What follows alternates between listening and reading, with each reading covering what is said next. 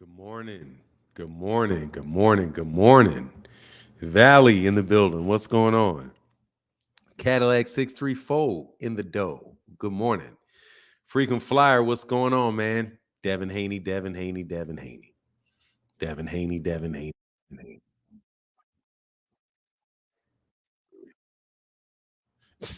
Haney. Devin Haney, Devin Haney, Devin Haney. What is going on to my guy Kamal Oz? What's up? Mr. McKinney in the building. Good morning. Ernie V. Be easy. What's happening? Richard Paris, what's up? Your boy Rick G got pieced up last night. Let me tell you, man. I listened to the time before he threw that fit and jumped off. That guy's the biggest man. God dog, that dude lies. Man, he lies. Like, wow. Like, I gotta tell you, that's the first time I've listened to him that long. What a liar. Just lying, bold-faced lying. That's before he threw the temper tantrum. He threw the temper tantrum because he started walking in, because he walked into something. But my goodness gracious, man, that dude be lying.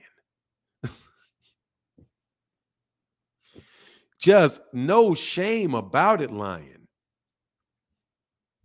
Lying, just lying. If you need to say something, just lie about it.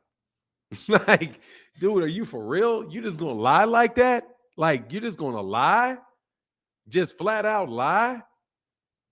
Oh, man, these guys, man, people are wild, man. Manager Marty exposed Rick the Prick Glazer, called out his cheerleader in the chat, pawn last night. That guy's a narc, plant, rat, informant. Not what he says he is at Fanon. Look, man, he is what he is. I don't even know I don't even need for him to say anything. That clown asked to be part of the reformatted. Yeah, dog, seriously, I'm not trying to hear none of that garbage. Those dudes are out there paid to lie. I don't know who paid that dude. Somebody's paying him, though. Must be paying him to lie. Barbara D, thank you. Good morning, sister. Thank you for the support. Thank you. Appreciate you on this fine Super Chat Thursday as boxing is in another lull while we wait for big fights to take, while we waiting for these fights to take place. We sit in this lull. Thank you, sister. I don't know how to pronounce it. Trahan. What's up? Love and loyalty. What's up?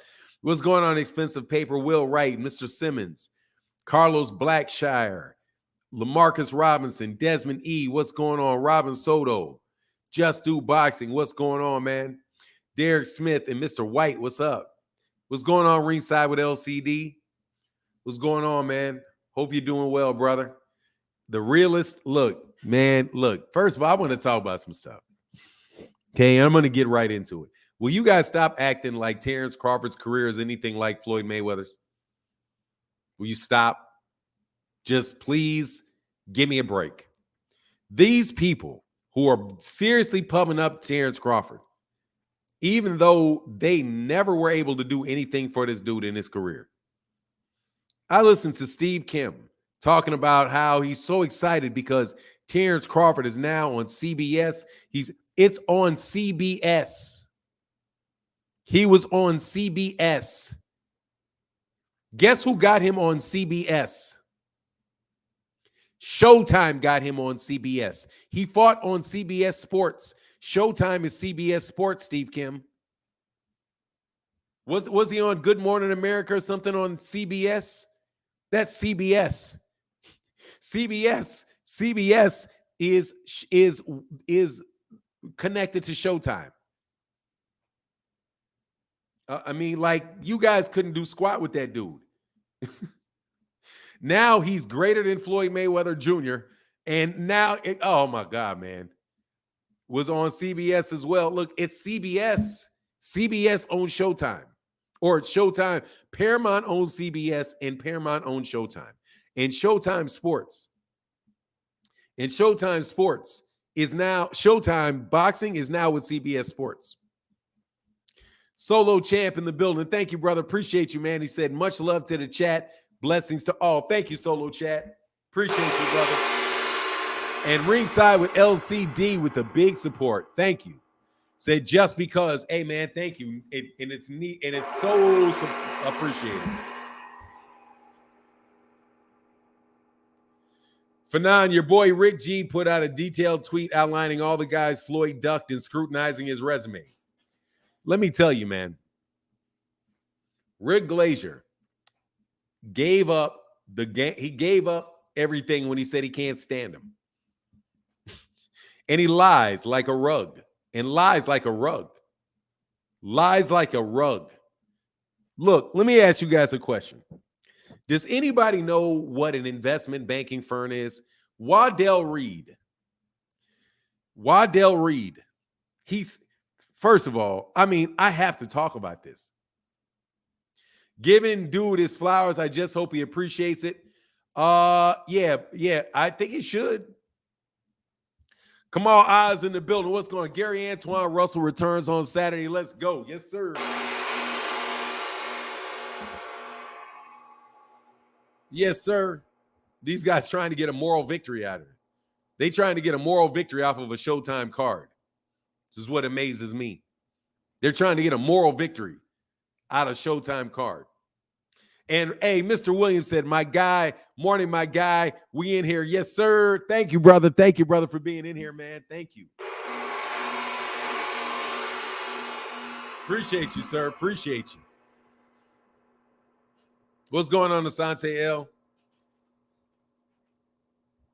These guys are trying, these top-ranked dudes are out there in the corporate media, out there trying to get moral victory points off of a big event that was on Showtime. The same people they say were going out of business. Rick Glazer, what's up? What's going on, DJOC and the place to be? Make sure y'all subscribe to my guys at the Parlor of East Wheat Time. You know how we do it. We do it every morning. Tell y'all to go subscribe to my boys. Great music. Enjoy it.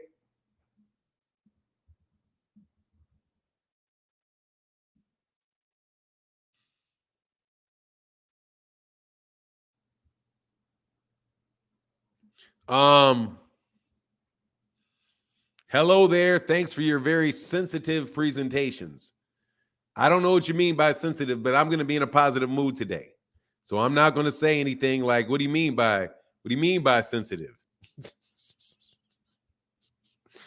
You know what I mean? What you mean by sensitive? I'm trying to have some fun today, man. I'm tripping up. Look, okay, so let's wait till like 250 get in the building. And then we're going to go to it, man. We chased Rick Glazer off manager Marty's page yesterday. No, he threw a temper tantrum because he walked into something. I can't remember exactly what he was walking into, but I was like, oh, you just walked into that. Because he started contradicting himself.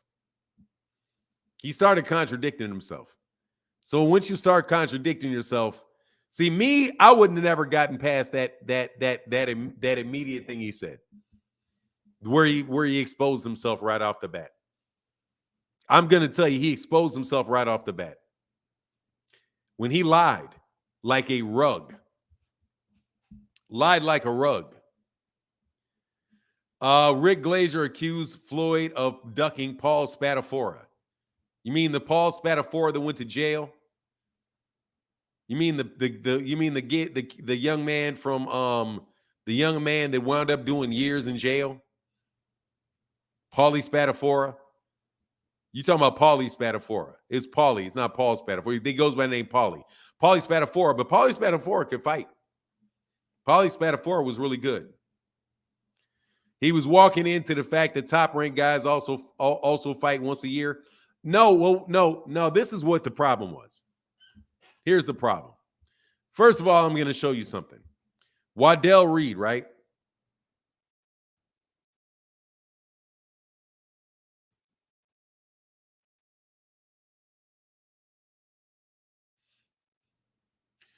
Waddell Reed is an investment banking firm, is an investment management company.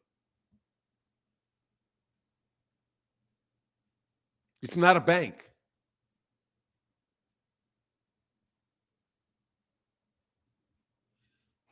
It's not a bank.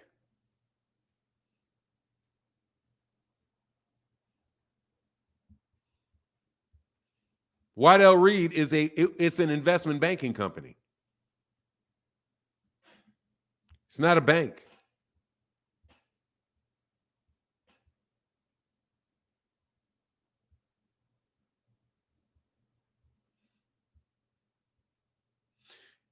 Hold on a second before I don't, some dudes be tripping. Let me see something.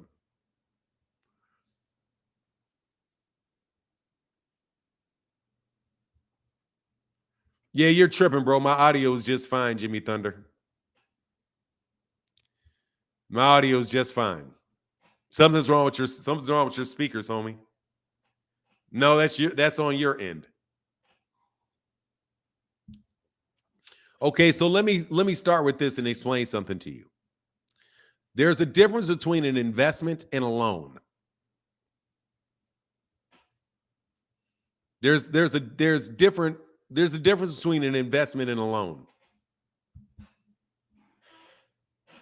If somebody invests money, that means they bought part of the business.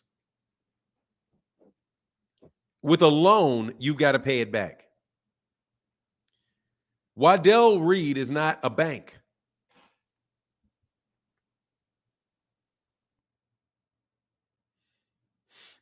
Hey, much love in that super chat, man. My guy Be Easy said, Super Chat says, salute Martin's Cash App Thursday. Keep trucking. Thank you, brother.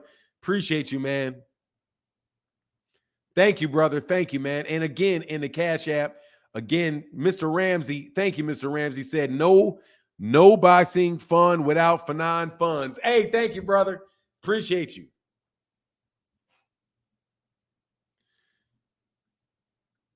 Man, of course they're associated, man. Of course they're associated. So lie number one is this. Lie number one was this. That they are in debt to Waddell Reed. That's lie number one. That they're in debt to Waddell Reed. If they invested $500 million in them, that's an investment. I got a friend that gets investments where they have they raise rounds of funds to invest in projects, and those people are investing in the business. They're investing in the business. That's not the same thing as a loan. Also, how about you pick one? Was it 500 million or 900 million? Which one is it? 500 million. Watch this, dog. Listen, you got to listen to it. Because I'm telling you, how much money was it again? Was it 500 million or 900 million?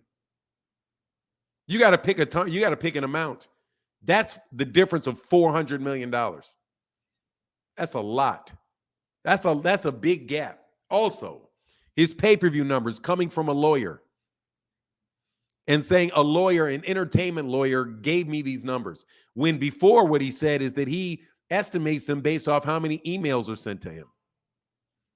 Is it the emails or it was the lawyer? And then after that, he said, when he was asked, do you know how many views the BLK Prime did? Then he said no, because we don't have access to the information. Those numbers were not released because that was on a private deal. Dude, he just lied and lied and lied and lied and lied and lied and lied. Just lie after lie after lie after lie. I'm amazed. Honestly, I couldn't have listened to it that long. I wouldn't have got off the fact that you don't know whether you're saying something is an investment and something that is a loan. If it's a loan, they would have collected everything by now. If it was a loan, why didn't they collect? It's not a loan. It's an investment. What's going on, man? How can you have information on one company but not others? They didn't have any information on any of those companies. He doesn't have information on any of them. He had already said on Twitter how he got those numbers.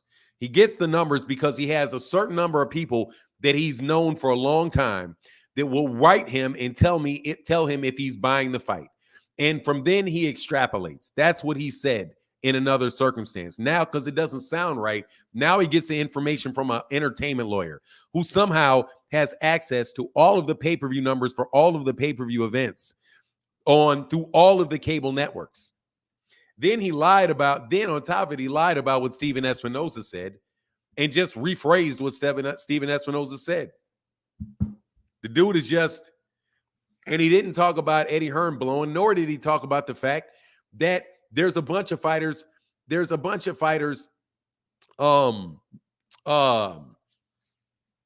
are talking about how you make a star. Dude, Gervonta Davis is a star. No, it only did 61,000. What about the $5 million gate? See, what I would have said was, which is, whatever, with what I would have said, but what I was thinking was this. What's the name of the person? What's the name of the person? Your source. What's their name? I can't give you his name. You can't give me his name. So, and did you verify his information with the companies that he got it from? No, you didn't.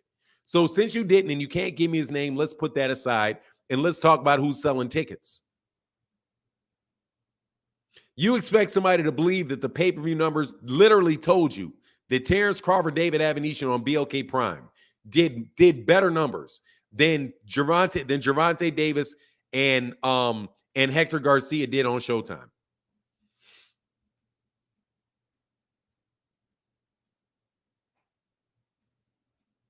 It's just silly, and it's just lying. And it's just, at that point in time, you literally just got to be like, look, dude, you're just a liar. There's no reason to be having this conversation if you're just going to lie. Because you're just lying, Rick. You're lying. You're lying. And you know you're lying. I know you're lying. They know you're lying. Everybody listens to it knows you're lying, unless they just want to believe it. Hey, said, for the cause, Team Spence for life. Yes, it is. It's crazy. And now, watch this. And now, with one fight, Terence Crawford has catapulted Floyd Mayweather Jr. with one fight. One fight.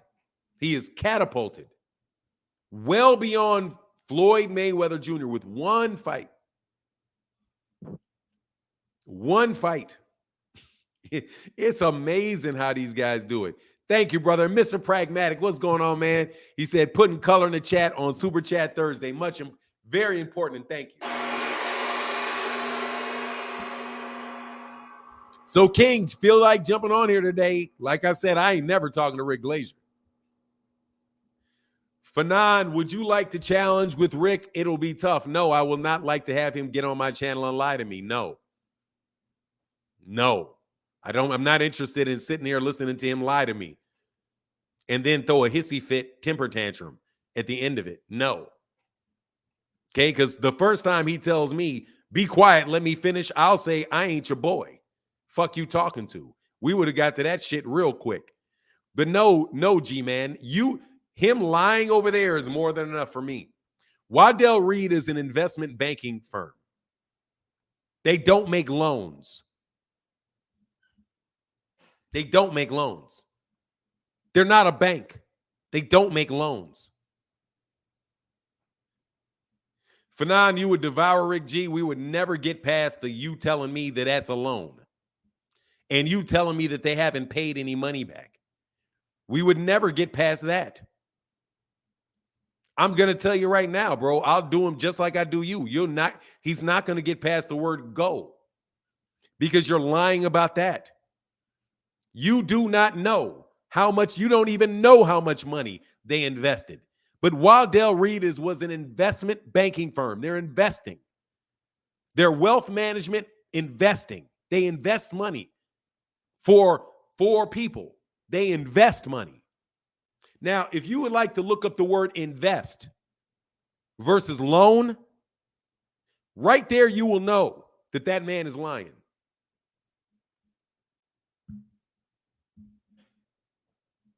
And I can say that I have a lawyer that told me it was 5 billion pay-per-views. No, I do not want to talk to him. Why would I want to talk to somebody that's just going to lie into my face? He has no credibility. I'll talk to you though, so you can explain to me exactly how a loan, how you know the terms of his loan, and how you treat $500 million and a billion as if they're the same number.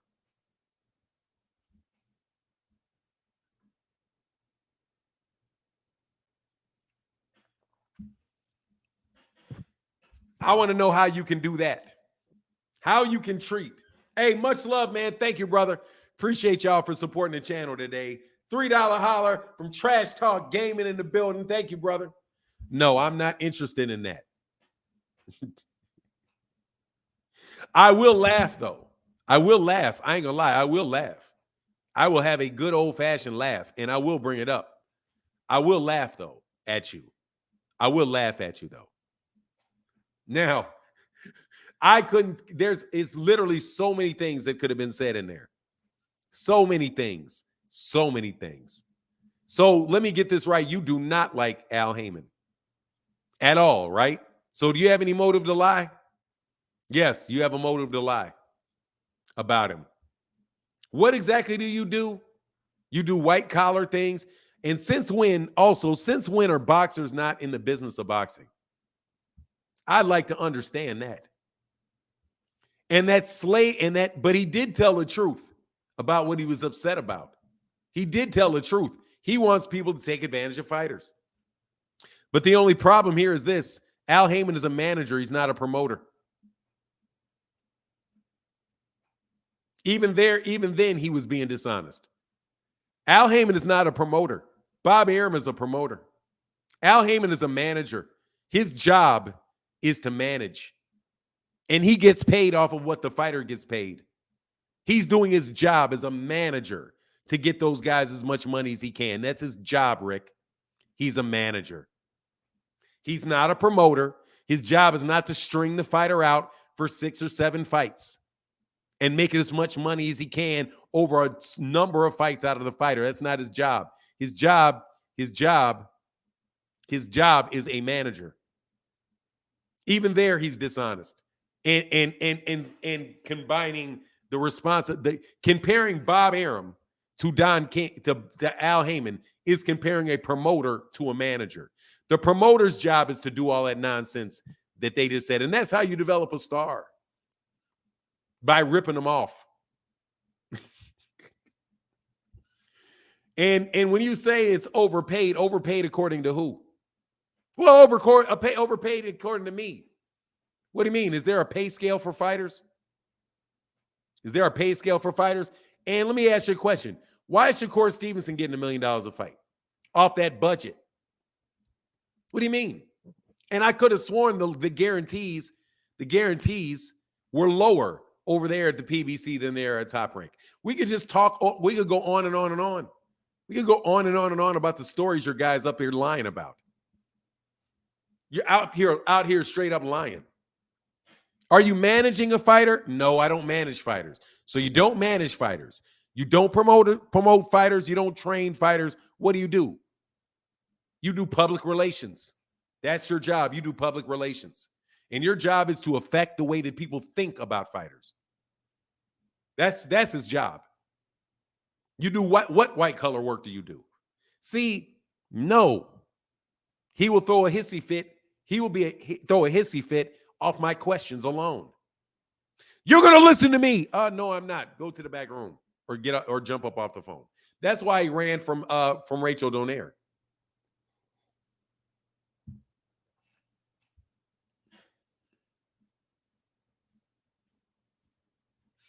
No, look, here's the thing. I'm not going to destroy anybody. I'm going to ask him questions that will most definitely expose him for telling lies. And here's the lie. You don't know how much money, you don't know whether he owes money or not. And you don't know how much money it was actually invested. How can you be a businessman and you're talking about you're a businessman and you don't know the difference between an investment and a loan? If you invest my money in my business, I don't owe you any money back. You bought a piece of my business. And do you know the difference between 500 million and 900 million? That's $400 million gap he had. You have no idea. How did it go from 500 million to 900 million? You think that they're just dumb? You think it went to 500 million and they ran out of money. What do you mean they ran out of money? They've never stopped putting on fights. Their operations have never ceased. My bad. Let me hit that gong on that Cash App. Mr. Pragmatic, thank you, brother, putting color in the chat. And thank you, Be Easy. Trash talk in the building. So yeah, man, like for real.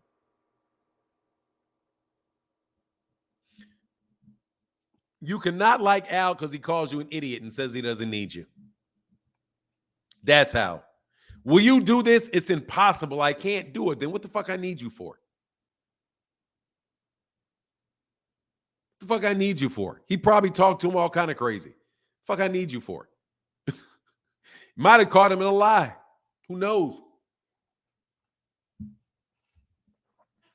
Crawford fans scared of Floyd. Let me tell you, Kenneth, let's stop. Let's get to that topic for a second. Okay? Terence Crawford, whether or not he can win in a fight against Floyd Mayweather, that y'all can argue about that. The rest of that, though, also, Floyd was not PBC. Floyd is not a PBC fighter. Floyd's not a PBC fighter. Really? You sure he's not a PBC fighter? You sure he's not a PBC fighter? You sure? Because I could have sworn that he fought Conor McGregor on a PBC card. I could have sworn he did. I could have sworn that was a PBC card. Floyd's not a PBC fighter. Deontay Wilder wasn't a PBC fighter either, huh? Who are these big stars that are being made over there by Top Rank? And then for you just to lie about the dude's numbers and say, yeah, they did 51,000, 61,000 because a lawyer told me. That's all. And then it jumped to 1.2 million. And it jumped to 1.2 million. You telling me a guy that couldn't do 50,000 pay-per-view buys, whose pay-per-views are lower than the gate, jumped to 1.2 million out the blue. Just all out of the blue. It jumped to 1.2 million. That's all you got to do is put Ryan Garcia in there with you. And it's 1.2 million. Why aren't all these other Mexican fights doing 1.2 million then? You sure it ain't got anything to do with the guy that sold out like 6 arenas in 6 different cities? He sells out arenas in 6 different cities, but nobody buys the pay-per-view. When it comes to TV, they just don't want to see him on television. And David Avenetian versus Terence Crawford outsold him. But then Terence Crawford gets in there with Errol Spence and does half of what Gervonta did with Ryan.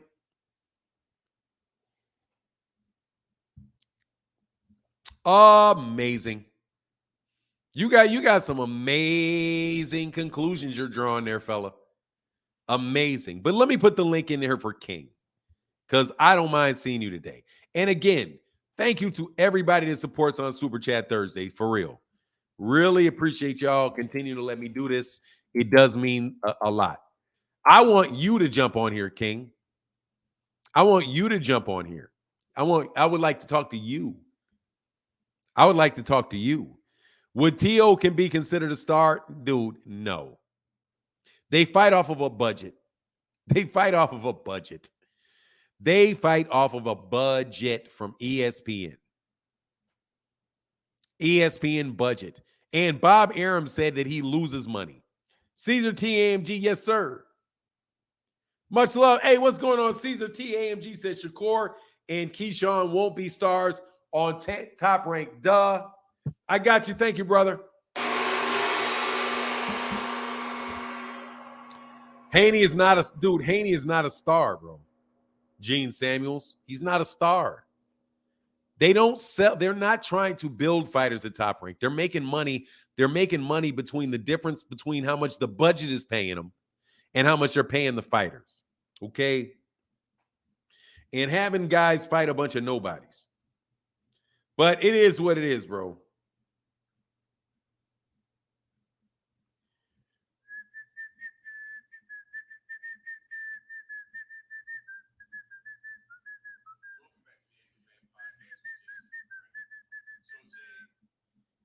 Sorry.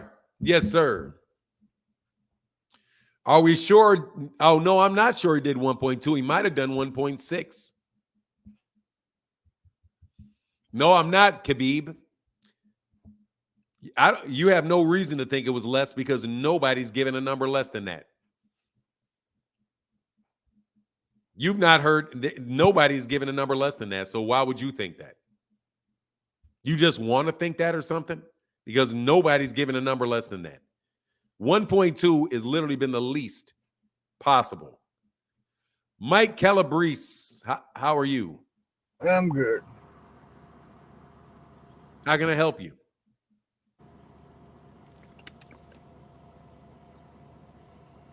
How can I help you?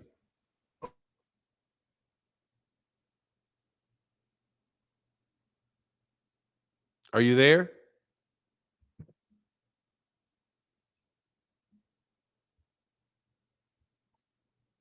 Something's wrong with your stuff, man. I can't hear you. Hearing manager Marty put pressure on. Yeah, it was fun. Anyway, so let's get it. Say Fanon, I'm looking at this Spence and Porter fight, and I must admit Spence fought. He's not the same, even though Spence fighting Ugas is not the same. I'm thinking a little different. Yeah, he most definitely looked. Look, Errol Spence Jr. looked like there was something wrong. He absolutely did look like there was something wrong. Very fair thing to say. He looked like there was something wrong, without a doubt. He did. May make a difference, may not make a difference. Kamal Oz, what's going on, man? Hey, what's up, man? It was great seeing manager Marty expose Rick the Prick yesterday. And your boy Pawn is not the innocent facilitator that he claims to be. That dude was cheering like a young schoolgirl watching Sailor Moon in the comment section at everything that Rick the Prick Glazer was saying and all the lies that he was spewing. He's not this innocent facilitator like an arms dealer or something. No, he's on the side of corporate media. He's a narc. He's a rat. He's an informant. He is an agent of disinformation. We've got Gary Antoine Russell, the return of one of the most exciting young talents in boxing off a long layoff. I'm not sure what exactly the layoff was for. Maybe he was injured, but I'm excited to see the young man back in the ring. Of course, corporate media won't talk about that. And I want you to notice something I said, Fanon. Remember I said when there are two black fighters, one is associated with being with the PBC and one is assumed to be not with the PBC or maybe not as a lifer with the PBC. Corporate media will choose the one that is not a lifer with the PBC. And we're seeing this with Crawford and Spence.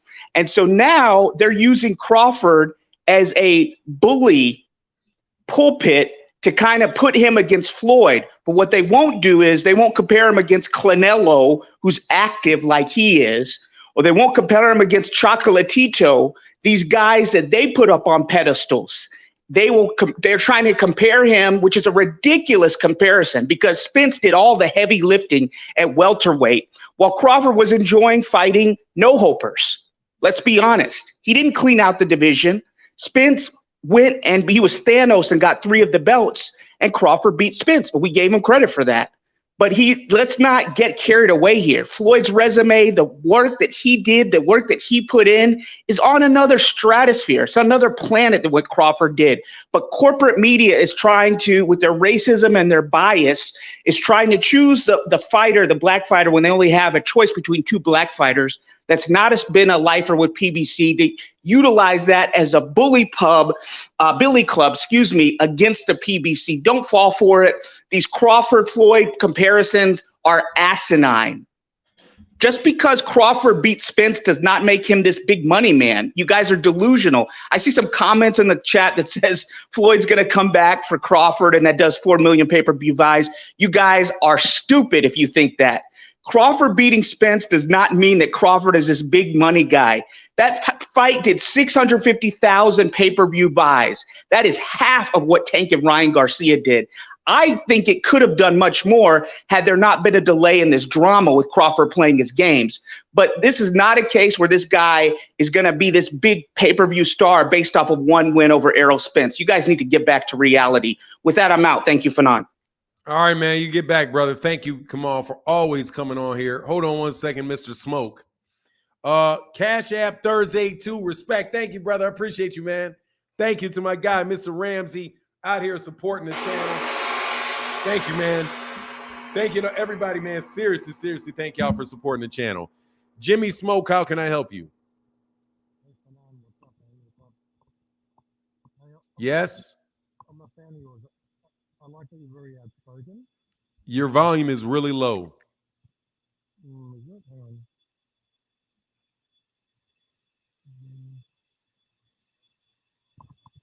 Can you hear me? I don't know what's happening.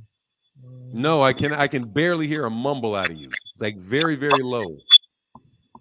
I'm going to reconnect. I'll be back. Okay? Sure, okay. Floyd said he was washed up when he fought Canelo in that interview and he did this week. So if anyone thinks he's fighting Crawford, look, first of all, anybody saying that they're going to fight Terence Crawford, he's going to fight Terence Crawford is just ridiculous. He's not. He's retired. He's closer to 50 than he is to 40. He's closer to 50 than he is to 40. That's not the point. Okay? The point is that you're comparing their careers is ridiculously unfair to Floyd Mayweather. Floyd Mayweather fought better competition over more weight classes and in more fights. Please. I saw somebody put up this graphic of all the people that he fought that they thought were bums, right? And laughed. Only problem was in between each line was like 3 guys that were Hall of Famers. It'd be like easy fight, Hall of Famer, Hall of Famer, Hall of Famer, easy fight, Hall of Famer, Hall of Famer, easy fight. Like, what are you talking about? Like, dude, list the names of the people that Floyd Mayweather Jr. has beaten at any point in time in their career. There's no comparison between Floyd Mayweather Jr.'s career and Terence Crawford's. None. Quite honestly, I think he just got there with Andre Ward.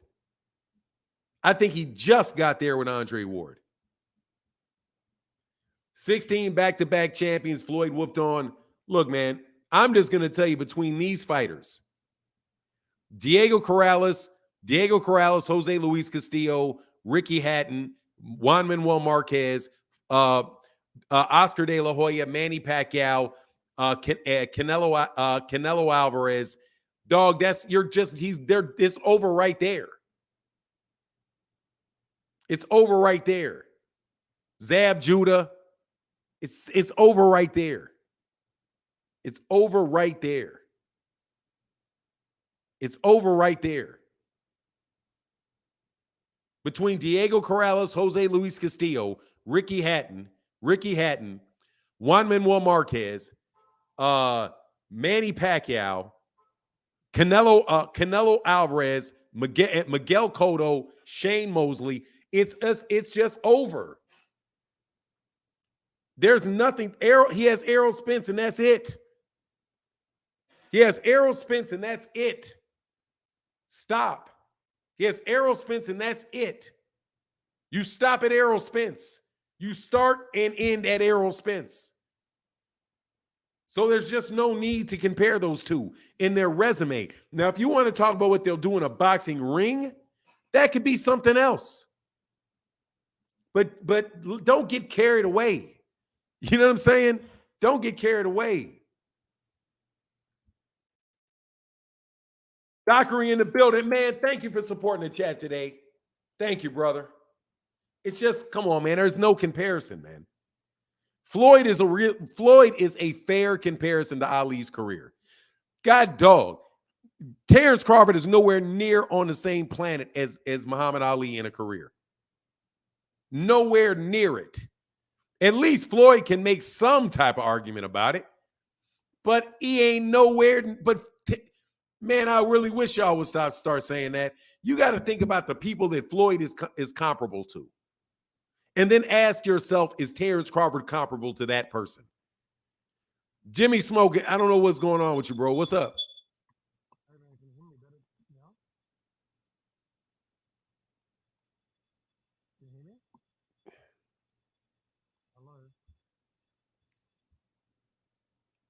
It's a silly comparison.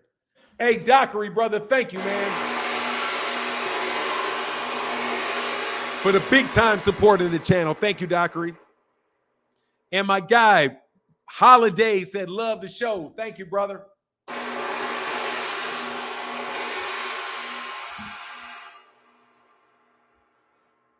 Hey, he said, from Holiday for the love of the show. Man, I can't tell you how much I appreciate you, brother. Thank you for keeping the channel going. Yeah, I'll put another link in so somebody want to jump on here, and I'll tell you, I'll talk to anybody. It don't make a difference to me. But King, you're gonna hide today, huh? G-Man, you gonna hide today, huh? You gonna keep it quiet today, huh? You gonna get quiet. You gonna keep it quiet today, huh? J-Dub said, you said it. I said what, J-Dub? What did I say? 2 division undisputed. He wiped out. No, he didn't wipe out 2 divisions, and stop it. Floyd wiped out all of boxing. Floyd walked out all. How many Hall of Famers level fighters has Terence Crawford beaten?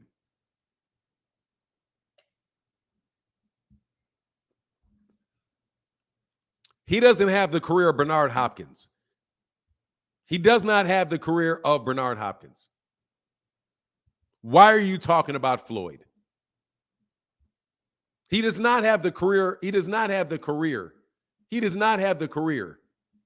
Who's the second? Besides Errol, who's the second? Who's the second Hall of Famer besides Errol? Big Dog Willie said, Bud fought Khan. That better anyone on Floyd's resume. Big Dog Willie out here trolling. What's up, man? Barbara D said, Martin, thanks for keeping it 100. Yay, my pleasure. And thank you, Barbara D. No. There's no comparison between the two. You guys can stop it. Floyd was the king of boxing without a doubt. Floyd's the king of boxing without a doubt. And I don't care about, well, he's a 2-time undisputed. I don't care. Great fight, Hall of Fame fighter, pound for pound #1 fighter in the world. If you want to say that you think that he's a better fighter or he could beat him in the ring, okay, that's fine. Talk about it. But don't say that man's resume is anything like Floyd's, because it's not. That is just, you just out here in La La Land, man. You're in La La Land if you think that's the case. And again, didn't nobody care about paying for people fees. Buckle Up Boxing, how can I help you? How many divisions is Floyd? Hey, you first of all, let's gonna get something straight, bro. It's how are you doing? What's up? I'm not gonna just jump out here asking questions. What's going on, man? How are you today? Yeah, what's up? What's going on? Yes, I'm good, man. How are you? I'm good. How many divisions Floyd been undisputed in? Go to Google and find out. No, you should know. You about why? No, I'm not answering your questions. You already know the answer to that. Hold up, so what are you asking me? What are you asking me rhetorical? Excuse me. What you asking me rhetorical questions for? You want me to answer it for you? No, I know the answer. What's your point? Oh. Okay, so that is where Bud is better than Floyd. No. Where he's better? Okay. Let me ask you a question. He has done better. Let me ask you a question. Okay. How many undisputed championships has Manny Pacquiao had? None. Thank you. How many undisputed champions has Andre Ward had? None. How many undisputed championships has Roy Jones Jr. had? None. Okay, so there you go. How many undisputed champions did Pernell Whitaker have? None. Okay, how many undisputed champions did Zab Judah have? Zab ain't none. No, he had 1. How many undisputed championships did Corey Spinks have? Can you tell me what you're getting to? Yeah, I'll get into this. I'm going to name for you. I'm going to name you multiple people who have undisputed championships whose resumes are nowhere near as good as people that didn't have them. Okay, for example, now you're talking about a resume. For example, Josh Taylor was undisputed at 140. Floyd was never undisputed. Does that mean Zab Judah is better than Floyd? Devin Haney has undisputed. Does that mean Devin Haney? Does that mean Devin Haney's better than Floyd? That means that he accomplished something Floyd didn't accomplish. So what? And you're Nobody's upset arguing. about that, Fanning. That's So what? killing you. That is killing Nobody's you. arguing. Nobody's Listen, arguing that he listen. didn't. That he accomplished something that he That's didn't. his The fault. question is, whose resume is better? The Now question you're is, whose talk- resume is now better? I will help. I will agree with you on Floyd has the better resume. What are at you this talking point. to me about? I will give you that. You That's don't have what to he give it to has. me. It's a fact. So what are Okay? you arguing me He about? has a better resume than Bud Then okay. right Then now. what do you want? Then what are you on Right here now. for? But Then what are you Bud arguing with me for? has accomplished more as far as being undisputed. Bud has accomplished what the sport asks, what we ask as fans for Who the asked fighters for to that? go do. That's Who's what the we sport? ask for. You the sport? Outside. You the sport? The LDBC side don't ask for that, but Who's outside the do. But LDBC? Why are you talking to me about the ask LDBC? because Stop. that's the First of all, side that stop. Who's the LDBC and why are you bringing that up? I'm not the LDBC. What you talking to me about what they want for? that's why. I'm not the LDBC. Because- What are you telling me about them for? Because you talk like their side. You talk I'm like not they them. talk. I talk like me. You talk like they talk. You got a beef So- with the LDBC. Go talk to until 78 you talk like you talk regularly. Don't. Excuse me. You just jumped on here because I said that Floyd had a better resume and you agree with that. So why are you still talking? Done more when it comes to accolades. When No. it comes to he's done more. No, he got Accolades, undisputed. he's done He more. did more. Oh, he did more, huh? He's done more. Yes. He's Floyd done never- more. Yes, He he did has more. done So we're more. gonna He listen. is Okay, he a let me ask you a three-time question. division He did more, champion, right? You two-time said he did more. undisputed. No, you Yes. said he did more. How many He weight done classes has more. he been a champion in? How many weight classes is Terence been a weight class in, a champion in? In 3 divisions. How many has Floyd been in? In 5 divisions. 130, 135, 140, 147, and 154. That's more, right? So that's more accomplishments. You can take That's winning another a belt- accomplishment that he winning a did. belt in a division is one thing. Going undisputed is another thing. Like bud. I said, That's that's what I'm another trying to tell accomplishment. you. Yes, it's clearly 2 different things, but so is winning divisions in multiple championships. You see, But hey, that's Fanning, an I accomplishment that wanted, he hasn't had, right? but But listen, look, you're changing the subject, dog. You're I changing wanted the subject. Casamayo. You're changing the subject. What I said was that Terence Crawford at Floyd Mayweather Jr. has a better resume. What you're trying to do is figure out something else to argue about. I said he had a better resume. I never said Floyd Mayweather Jr. became undisputed. I never said that. So you're just now trying to change the subject to something else. I wanted him to fight Acelino Freitas. I wanted him to fight Casamayo. You didn't want that. That's your problem. I didn't want him to wanted fight that. that. I Hold on. wanted all of that. Hold on. I didn't want him to fight Acelino Freitas. Yeah. Evidently, y'all didn't care. You knew me. Okay. Hold on. You knew me when they fought. You heard me say that I didn't want to see him fight Acelino Freitas. You've heard that out of my mouth. Well, I don't have to hear. You need to push it and push it more that he didn't do it. Obviously. Why you don't push more that he didn't do it? Bro, you just talking. First of all, I didn't even have a boxing channel when Acelino Freitas was fighting. I didn't even have a YouTube channel. Hey, you have no idea whether I wanted him to see him fight Acelino Freitas or not. Why ain't fight Costa Zoo? He ain't fight. Why he ain't fight Costa Zoo at 140? Costa Zoo got knocked because Costa Zoo got beat up by Ricky Hatton. Huh? No, because he got beat up by Ricky Hatton. No, Floyd could have unified with Costa Zoo. Again, you're changing the subject. Why he didn't fight Paul? Nah, dog. I'm not going to let you walk down the line and ask me 90 million questions. You said that the man had a better resume. End it there, because that's all I said. You want to start talking about fights you think I didn't want when you have no idea whether I wanted to fight or not. Then you want to ask me why didn't he fight Costa Zoo when he fought Floyd? Why did Floyd not fight Costa Zoo? As if you know or it matters to the point about who has the better resume. Give me a break. It matters to boxing. It doesn't. You're not Matters. boxing. It You're not matters. boxing. He should have fought You're not boxing. You're those you. guys. Stop talking like you're Simple as boxing. that. Man, you're He not should have boxing. fought those You're not fighters. boxing. You're Bud not will boxing. never be. Bud will never duck shit. Bud You will are not not duck shit. boxing. That's the You're difference not between boxing. Bud and Floyd.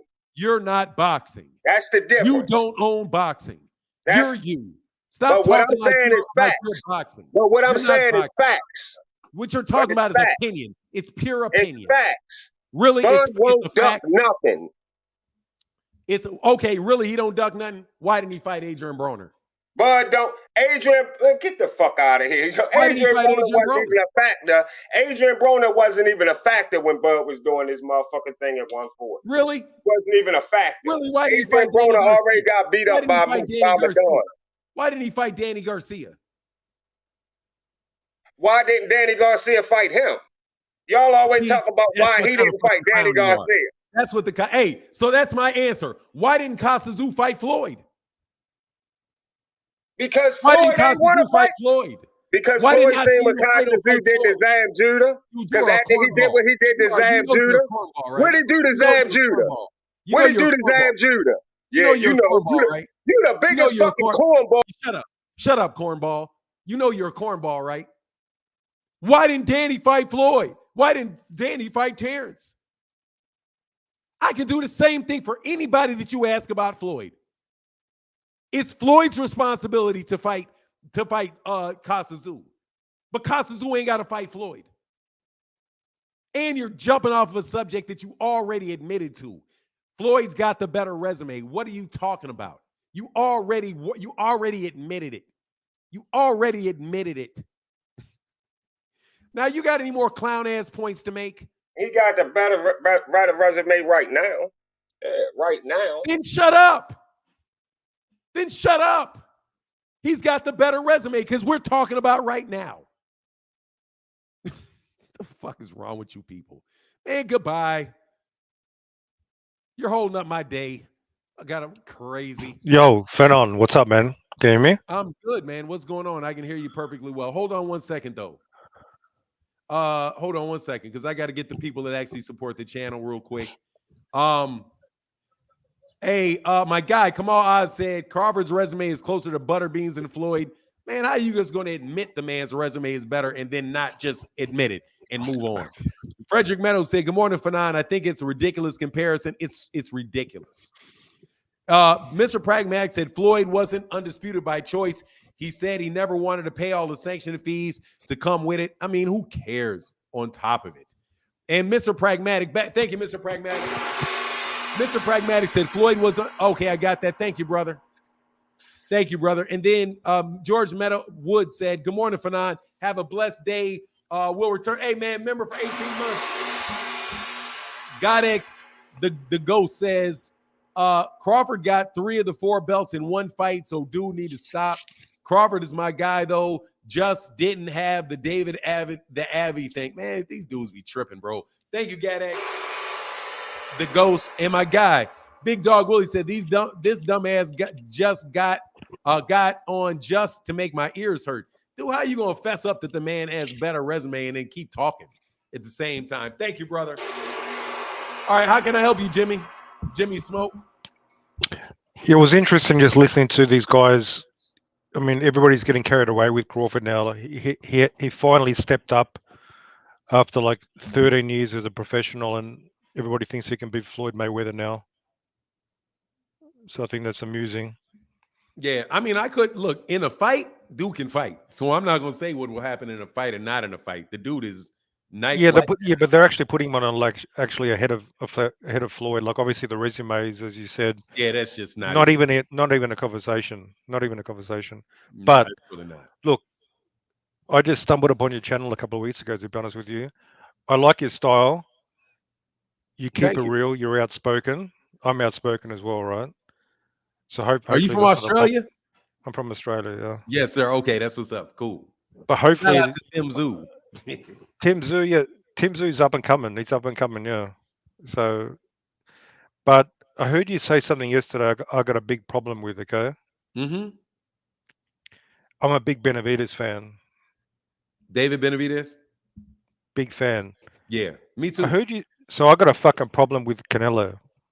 Mhm. Okay, I think Canelo is fucking ducking Benavidez. And I heard you yesterday say you don't think he's ducking. I think you're being very generous to Canelo. To be honest with you, that's my I position. am. Okay, I am. because let's keep it real. We both keep it real. Okay. Who do you think is like? Cause there's a long line of motherfuckers. Can we swear in here? Can we swear I in here? mean, a little bit. Just keep going. Okay. I'm okay. We're good. There's a whole line of fighters that want to fight Canelo. Now, I think you would concede David's like first in line. He's the mandatory. He's been number one. He's been ranked like the number one behind the champion for like 3 years. David's been the man in the division. Would you agree with that? Yeah, I do. Okay. And if you've listened to like I watch a lot of interviews with a lot of like fans, fighters. They all want to see Canelo fight the Mexican monster. They've been saying that for quite a while. So I think that will be the biggest sort of pay-per-view that Canelo could fight at the moment. The Mexican monster, Canelo, big pay-per-view. You would agree with that, right? David and Canelo? Yeah. It's a I big think so. pay-per-view. Yeah, I think Yeah. so. Hmm. So if Canelo's fighting Charlo next, how is he not ducking Benavidez? Okay. Well, we go through a long time about the discussing of ducking. Okay. Yeah. And Canelo has not been ordered to fight David Benavidez yet. He's not been ordered to Yeah. fight him. But do you need to So be ordered? Do you need to be forced, like your arm let me twisted? finish what I'm saying. Mm, Okay. He's not been ordered to fight him. So he's not mm, the mandatory yet because they have not actually ordered the fight. So if Canelo fights David Morrell, I mean, because another guy up in that division who's the WBA world champion is David Morrell, the Cuban. Only got like 9 fights, but mm-hmm, the dude's a killer, right? And I mm-hmm, think that really, I don't know who's better between David Benavidez and David Morrell. He can't fight both of those guys at the same time. So now, would I say that I don't think he's going to fight David Benavidez? No, I don't think he's going to fight David Benavidez because I don't think he's in that stage of his career where he wants to get in with him or David Morrell. But just for the sake of saying ducking or not, and whether or not you're avoiding a fight that you've been ordered to fight. And so, like, that's why I would say that. Also, yesterday, when I talked about David Benavidez, I was like, look, David Benavidez was David Benavidez' worst problem because David has held that WBC belt twice. One, he lost because of, he had something in his system he shouldn't have had in his system. And then the second time he missed weight and he lost that belt. If he would have not had those two scenarios, then Canelo Alvarez would have to be fighting him if he was at 168 to become undisputed, which I still don't think he would do. But, you know, yes, but to your point, am I being gracious to Canelo Alvarez? Yeah, because I get tired of complaining about Terence about Canelo, to be honest. You know what I mean? So, like, yeah, I think he absolutely ducked Charlo and Andre. He ducked Andre for sure at 160 pounds because Andre was the WBO champion and he held the other three, and those guys didn't want that fight. And he said straight to Andre's face that, you're a terrible fighter. You just want payday when everybody wants payday. So my thing is really just more applying the word duck because I think that this shit is just so overused, the phrase of it.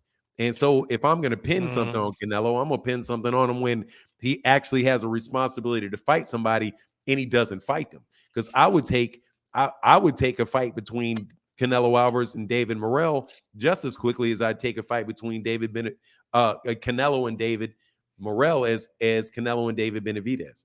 But I do think that Canelo doesn't want to fight him because that's damn near a guaranteed loss.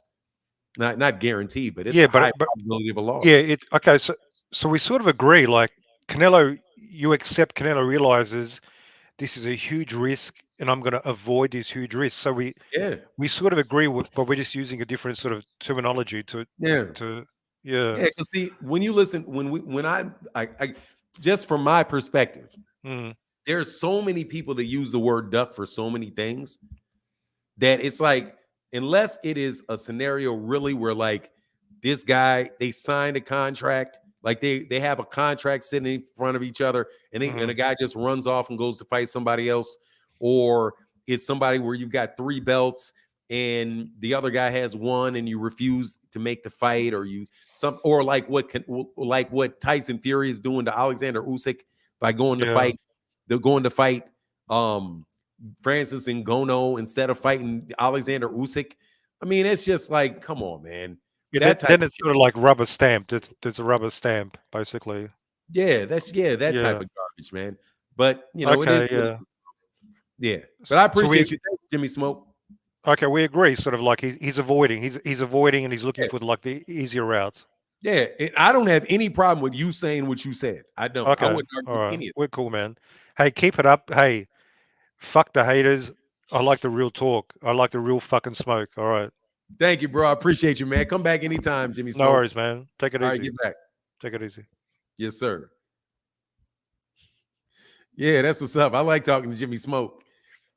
In about 35, 40 minutes, be easy so Fanai can get his coffee. He said, no, I'm good on that coffee. I got in a terrible mood yesterday because I drank 2 cups of coffee. I cannot drink more than one. Hey, Ringside LCD said, talk that straw man tactic. Dude keeps moving the goalpost, dick riding for real. Look, dude, Mr. MOB, bro. First of all, I'm bodying anybody that got MOB on their name. I'm going to tell you your whole crew. Then I'm going to body anybody that got MOB on their name. Okay, first of all, I'm not in the LDBC, sir. And you're not going to be able to make silly arguments to me. I don't know where you rookies come from. Y'all over there acting like y'all are at there straight up rookies. Hey, my guy, George Woods, bro, what's up, man? Thank you, brother. And I want the smoke. I do. I want the smoke. How about all y'all dudes? All of you. I know what I'm saying. George Woods, brother, thank you for that support, man. I can't tell you how much it helps. And my guy, Dice said, Floyd called out all those fighters, Casazu, Freitas, Casamayor, but they didn't want to fight. This was after Corrales. Look, man, first of all, let's tell you something right here. Asalino Freitas fought on Showtime. Asalino Freitas fought on Showtime when Floyd was on HBO.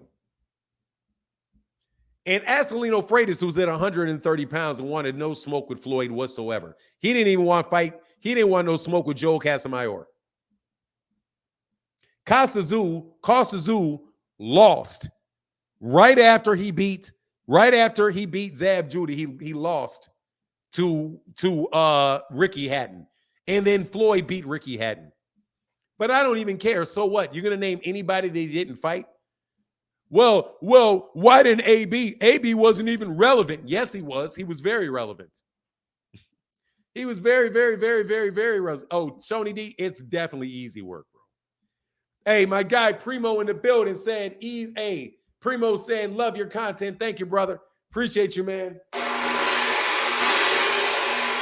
And thank you, Dice.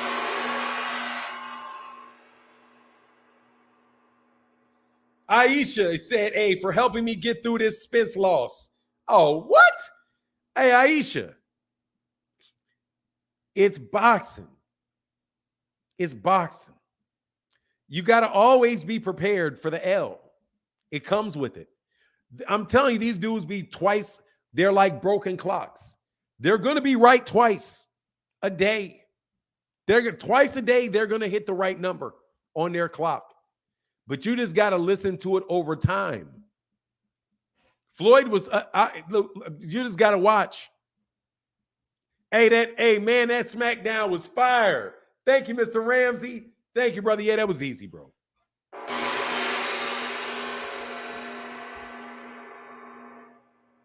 That was easy. Upper echelon, how can I help? Upper echelon, how can I help you this morning? Shalom, Keith. Shalom. Let me ask you a question, man. How come every time I see one of these daggone casuals get up here on your thing, this song start playing in my head? Easy. Easy like a Sunday morning. I be wondering why I can't get them to come on my show with that crazy crap. Boy, they don't even want to damn come at me. But For all these people talking crazy, Floyd had 5 belts at a time, man. Floyd had belts in 2 divisions. Floyd beat over 22 champions. No other fighter has come close to that. And they always want to talk about Floyd's resume. That attains the Floyd's greatness right there because you keep using him as the measuring stick to who you compare people by. You don't compare people to Canelo. You don't compare him to Pacquiao. You compare him to Floyd because he's TBE, the best ever in his division. That's what he says. He was undefeated. But a lot of people need to get away from that undefeated crap right there because in boxing, you're going to win, you're going to lose. But it's how well you accept your loss and come back. Great fighters have taken losses. Ali, Frazier, Lennox Lewis, Sugar Ray Robinson. But they came back with a vengeance. See, being a great champion is not always how you win. It's also how you accept defeat and come back. And a lot of people don't understand that. And see, a lot of people be wondering why boxers don't like to take the chances is because a lot of casuals will sit there and berate and downgrade and disrespect the fighter that has sat there and put his life on hold to cut weight, push his body to the max, get in the ring, and put his life on the line. Because every time you get in that ring, your life is on the line. And instead of respecting these people as the warriors they are, we want to downgrade and berate them. And Keith Thurman, he knew how he felt after he lost to Pacquiao.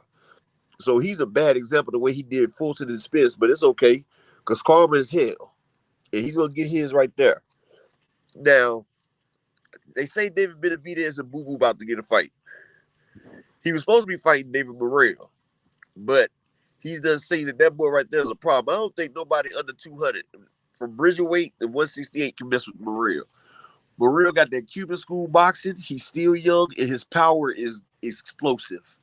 And he has great footwork. He has footwork better than Laura used to have.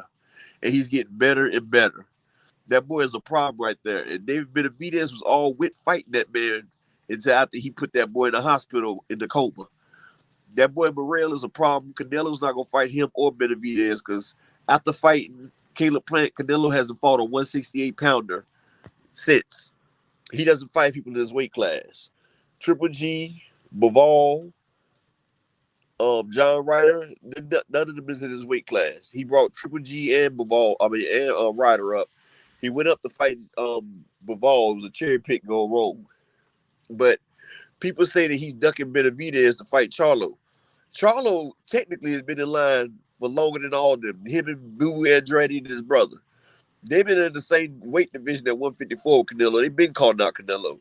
It's called Just Do right now. He's just now getting his roses. And I expect him to come in that fight. I expect him to put on a clinic. He already know he's going to be down four rounds to nothing. Because when you fight Canelo, you're already down. But I think Charlo, he's going to come in like 162, 163. He's going to use his speed. He's going to use that jab. And I'm going to tell you like this. Canelo has never been knocked out. He has a beard on him.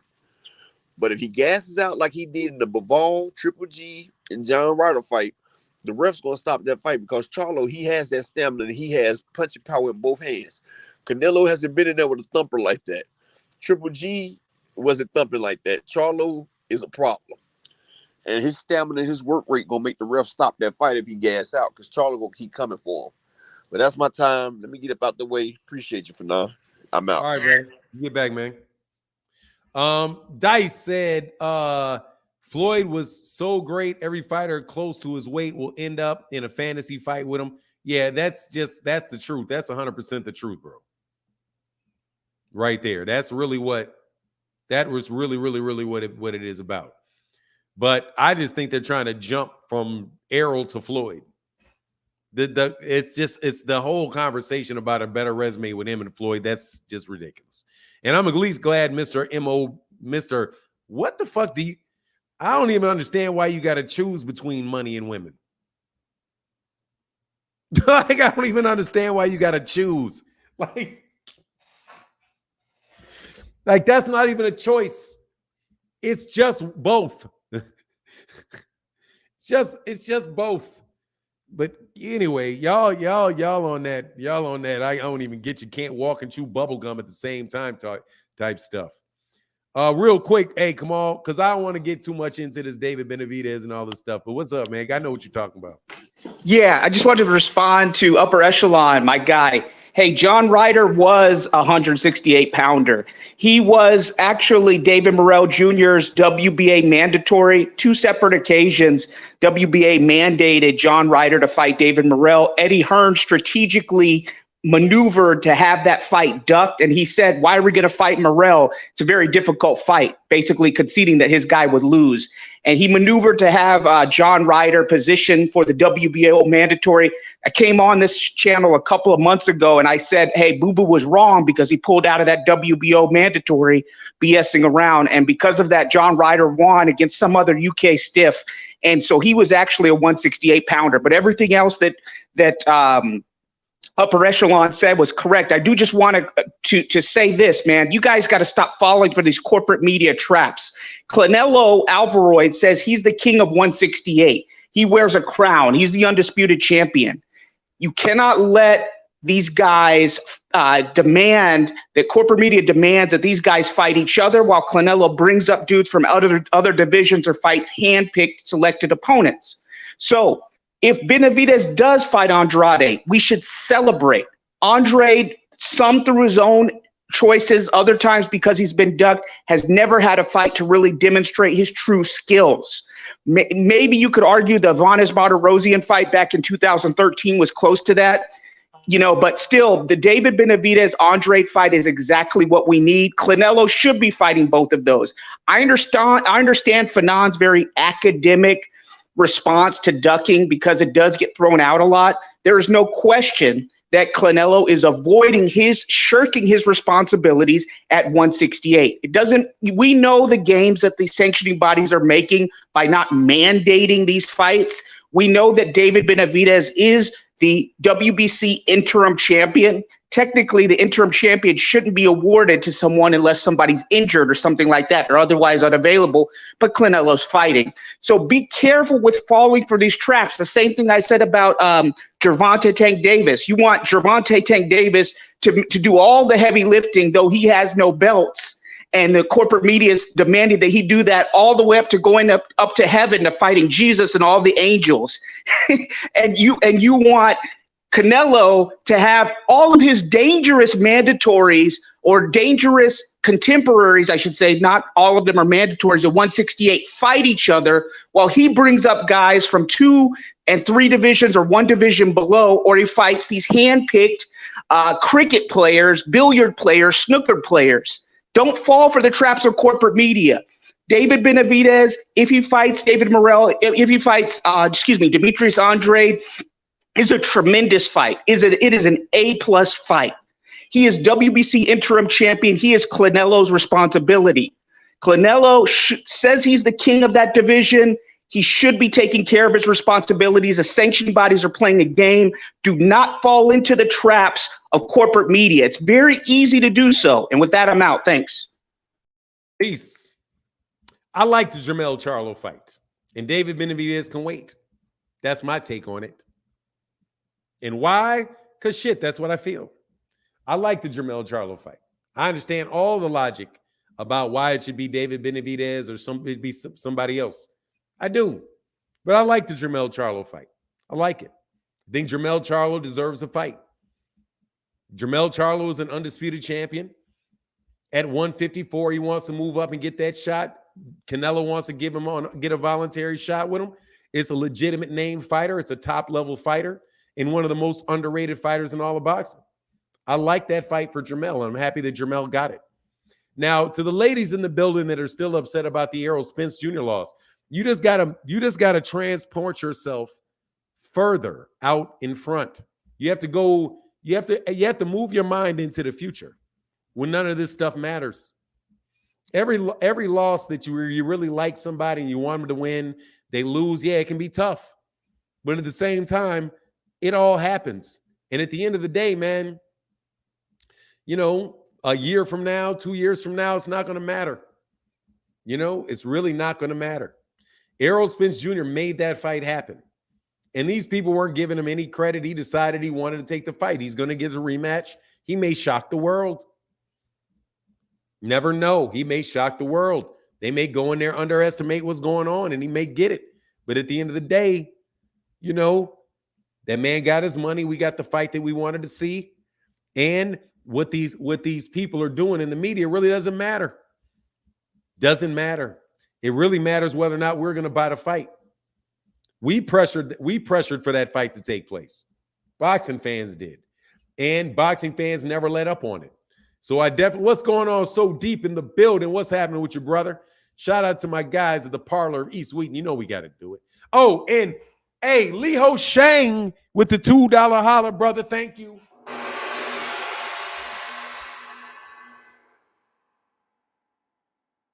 Mean it. You got these guys, Rick Glazer and these dudes, all kind of pissed off. I want to know how somebody's terrible for boxing, but yet they stay in boxing for that long. Doesn't make sense. The man, if you can find a way to trash, if you can find a way to trash Floyd Mayweather's career, you'll say anything.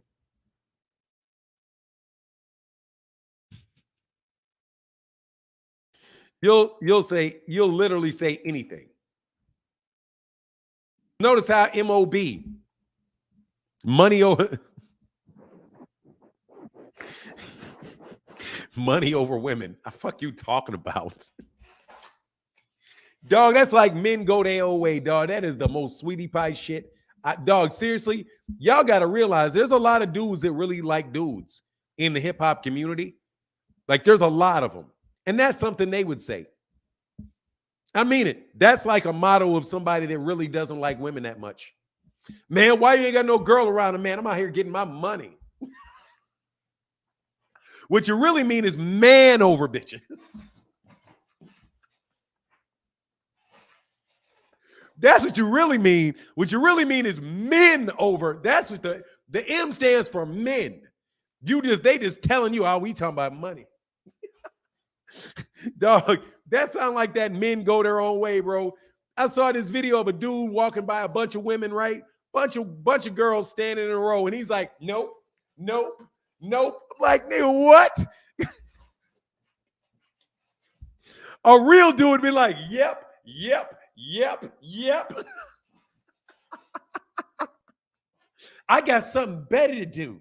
And I'm sure you do, bro. Stop. You don't. Oh, I understand the concept. I understand the concept.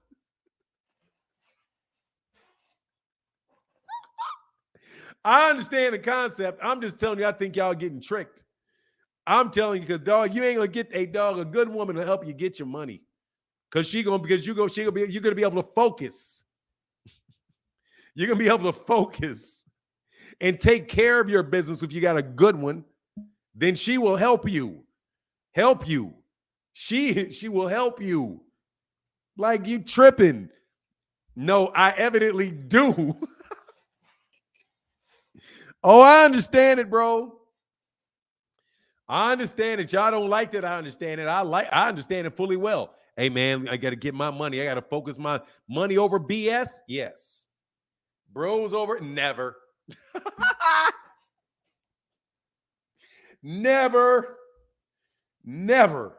And I mean that shit with my whole heart. Never will I ever have to take no bros over no gals. Ain't no way. I'll holler at you later, dog. What's up? What do I need to be sitting around here talking to you for? If we ain't playing basketball, doing something constructive. I understand it, Fahim. I understand it. I understand it. I completely understand it. At certain times in your life, bro, you need to focus on getting your stuff together. I understand that. Anyway, I'm having fun right now, so let's not get too crazy about it. I'm only kind of serious. I'm not dead serious. I just want to make fun of the dudes, okay? Men go their own way, though. I'm not going nowhere without no women, dog. I'm sorry. Somebody better be around. Too much hard leg energy, bro. I don't understand it for nothing. Anyway. Got to go to work, though. Got to do your work. Anyway, let's get back on boxing, bro.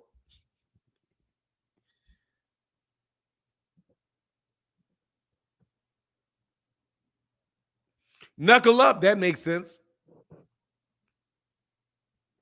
Kevin Samuels would disagree? You really? Kevin Samuels? So what if Kevin Samuels disagrees? So what? So what if he disagrees? I could care less what he think. Rest in peace. I could care less what he disagrees about. I listen to a bunch. That's my noob too. That's Kevin Samuels is a noob. Dude, he's a noob. I know how he thinks. I'm all right, dog. High network individual and all, man, stop. You guys go listen to that stuff.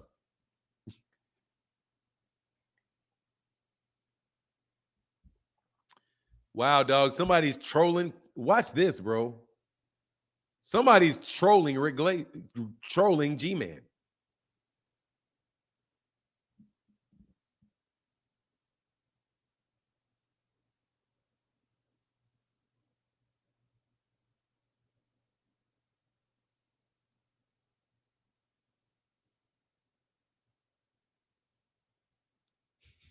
Somebody's actually trolling G-Man.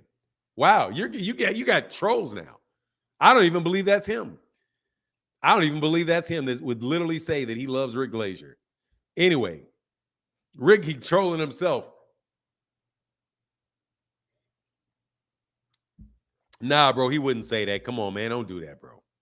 Don't do that to him. Don't do that to him. Don't do that to him. You know, there's got to be a code. We got to be honorable. Anyway.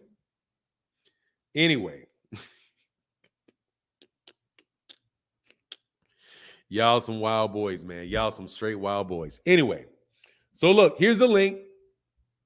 Anybody wants to get on, we get the usual suspects. Oh, actually, this is not the link. That's Parler Reese Wheaton. Subscribe to my guys at the Parler Reese Wheaton. I'm telling you, guys took me off my flow talking about that other stuff. Talking about David Benavidez and them.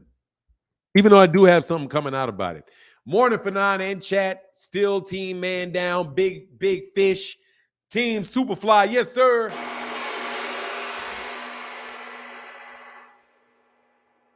And my guy, Richard Paris. Thank you, brother.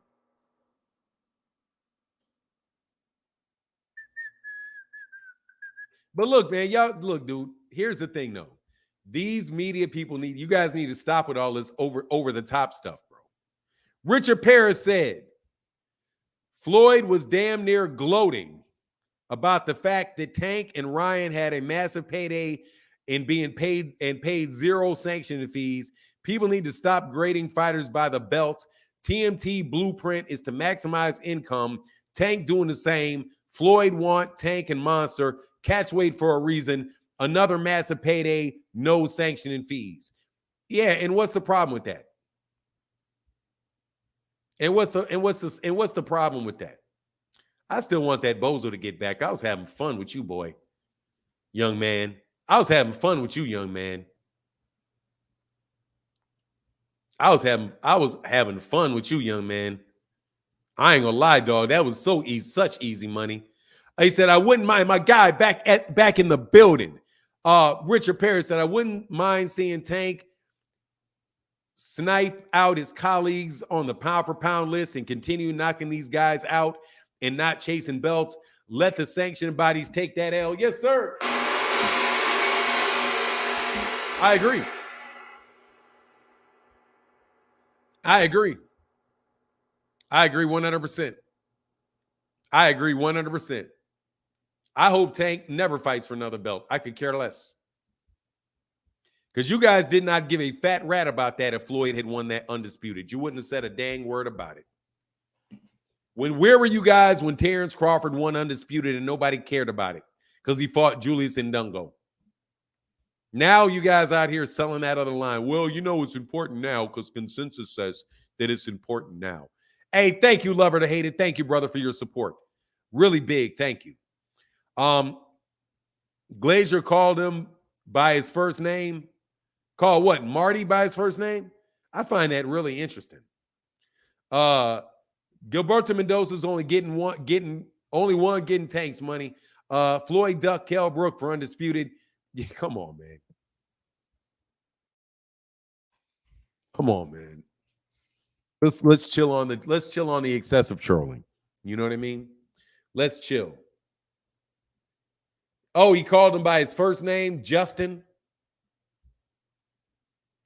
Look, honestly, man, King, where you at, man? Where you at, dog? Where you at? Where you at, dog? I've been waiting on you. You ain't got nothing to say today. You ain't clicking the link, nothing today. Come on, man. I thought for sure me and you were gonna have a conversation today. I woke up in a good mood because I was like, you know what? Rick Glazer was doing a decent job of lying if anybody was actually believing him. And then he had an emotional breakdown. Then he just flipped. Gah, gah, gah.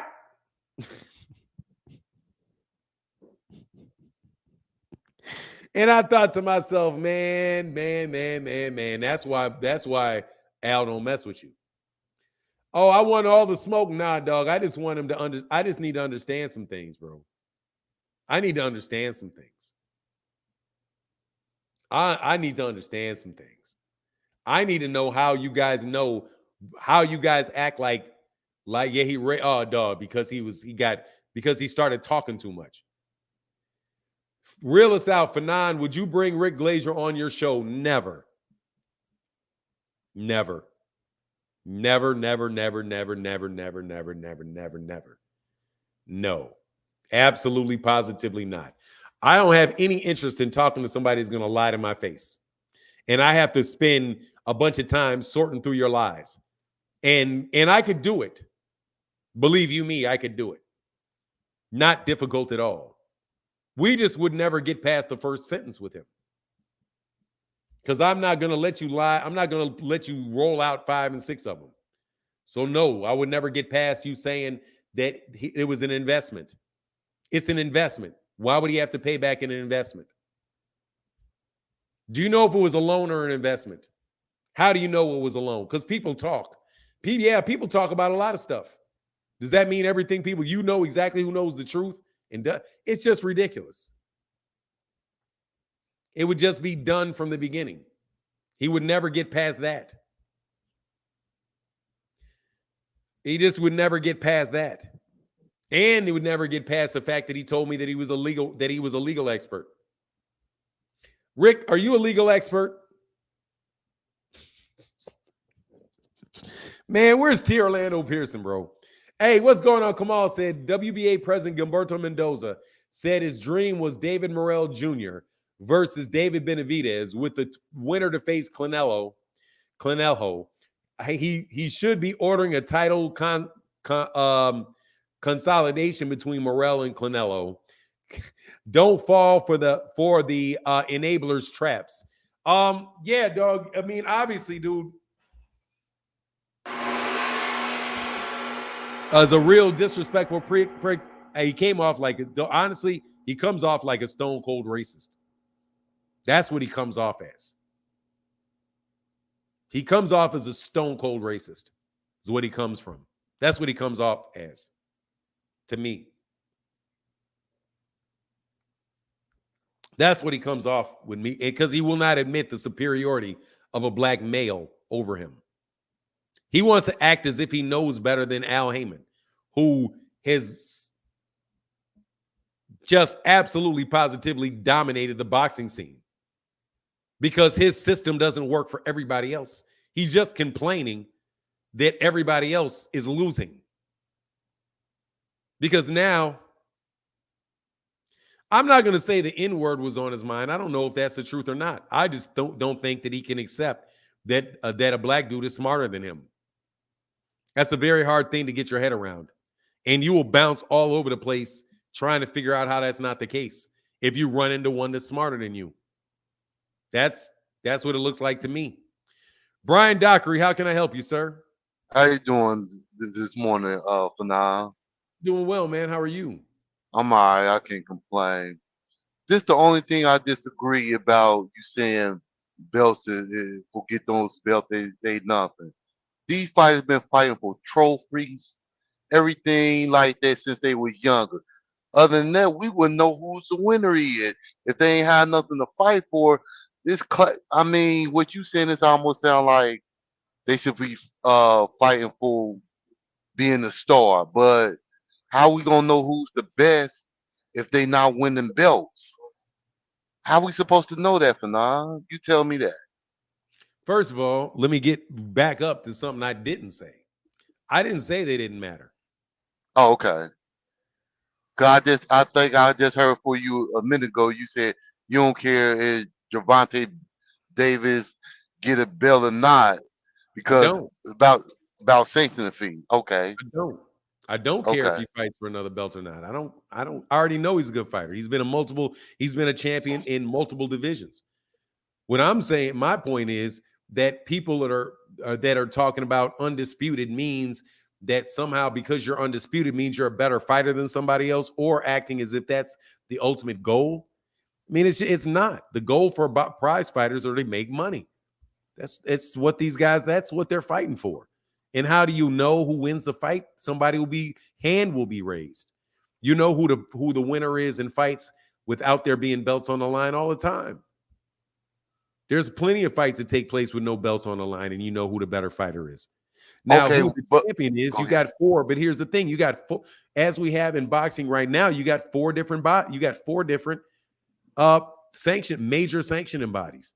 Four, and some of them have more than one belt. So how do you know who's the best when you got four? When you got four, when you have four of them, and you can't make fights unless everything lines up politically. And even then, you don't know who the best fighter is because you gotta actually fight. Like I don't know who the best fighter at welterweight is. I know who the champion at welterweight is, but I don't know who the best fighter at welterweight is. That's why they got to. That's why they got to get all the belts. Then we already Terence know. Crawford has all the belts at welterweight, and I don't know that he's the best fighter at welterweight. I don't know that. That's pretty much saying you the best. Pretty much. No, what it says is that you're the champion. The only way that you're going to prove that you're the best against any in particular person is if you fight them. It just means you're the champion. No, I don't, T. Orlando. I don't know if he's better than Jaron Ennis. I don't know that Terence Crawford is better than Jaron Ennis. I won't know that unless they fight. And you know what? They give Jaron Ennis something to shoot for besides the money, because they're going to come regardless. Bro, I'm not telling you that I don't think belts and championships matter. I don't. I'm not saying I don't think it. Okay, I we're on do the not same think that page. they're unimportant.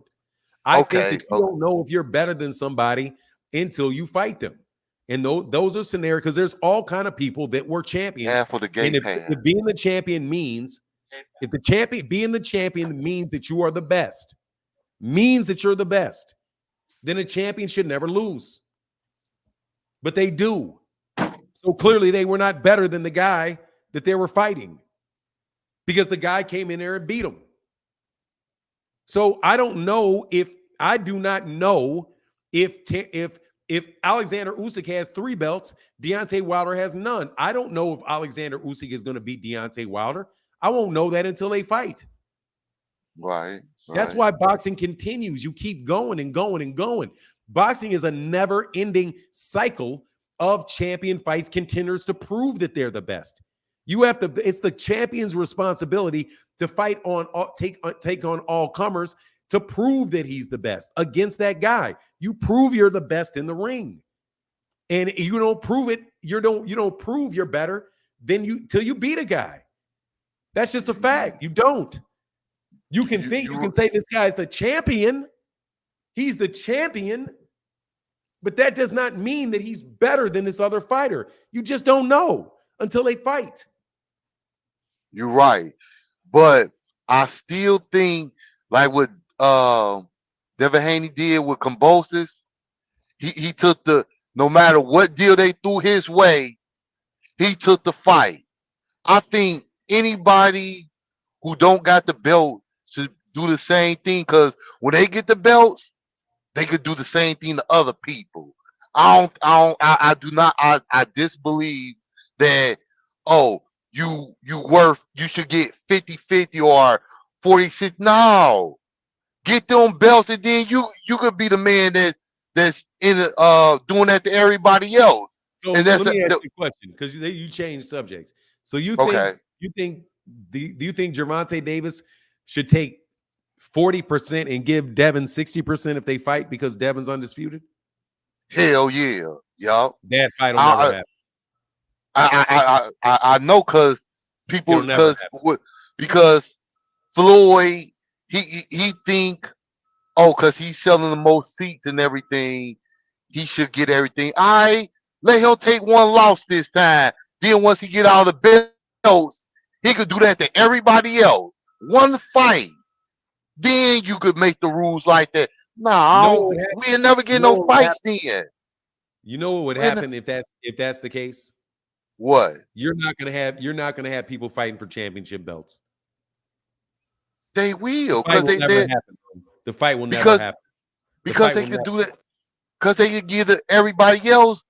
Oh, I get 75-25. Canelo. So if Canelo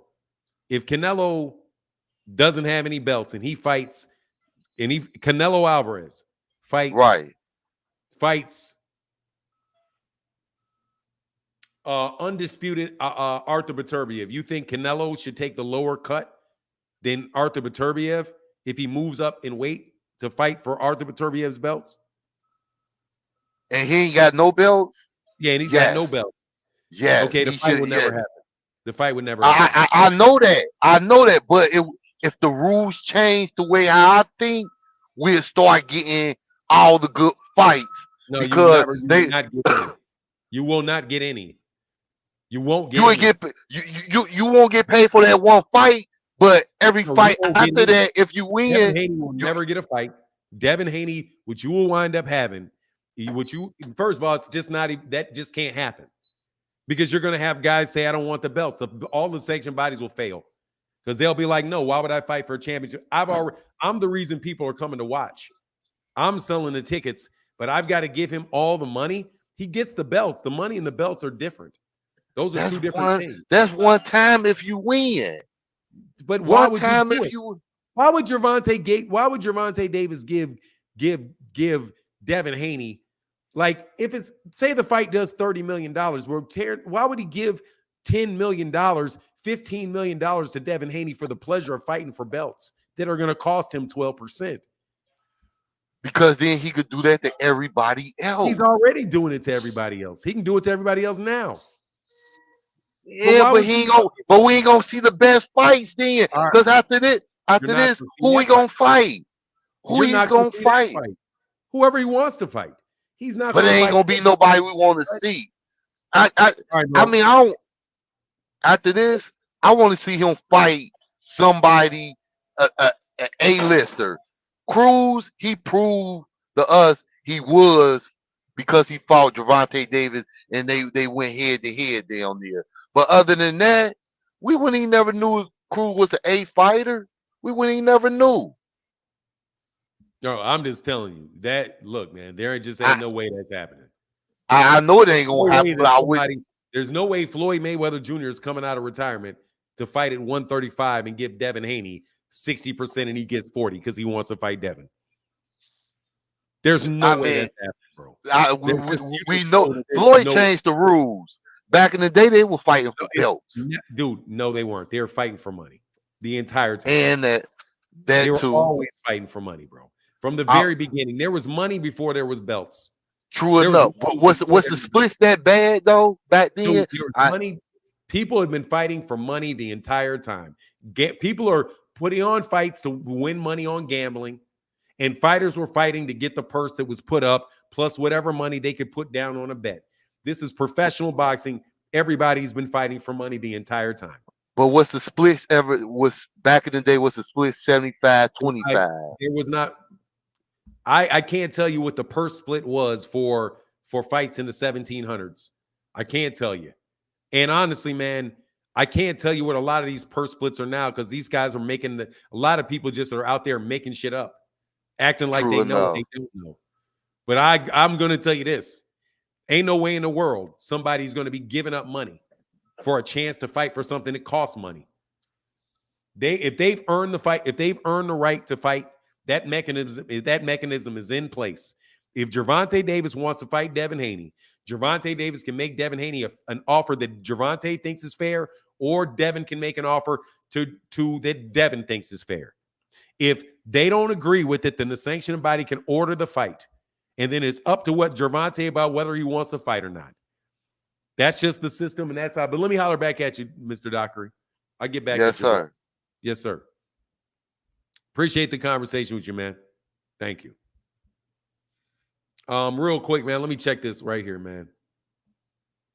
Kamal Oz said, Oh, I got that, brother. Thank you, man. And Mike Army Mark said, Mike Army Mike said, keep up the great shows. Will do, brother.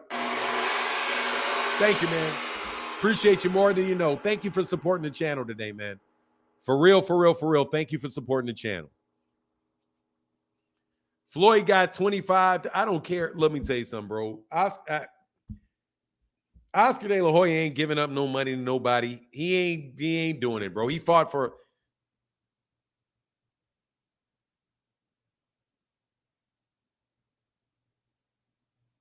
Dude, I don't even know why you guys talk about Rick Glazer. He's not credible. Who cares what he says? I just wanted to laugh at the fact that King just disappeared today.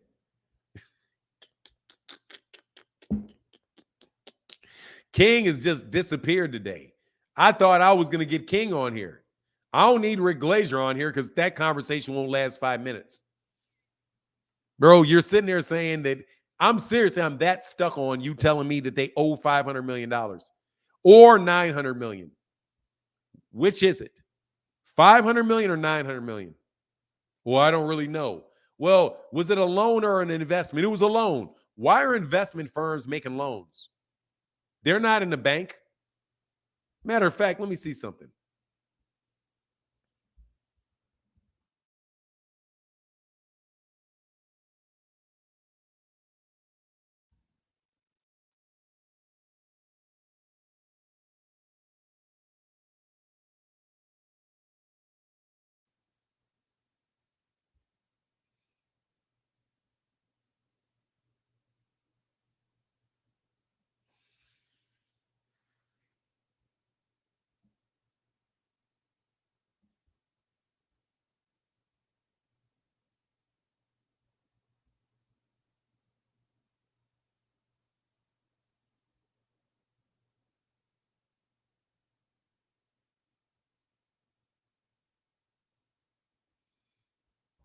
Anyway.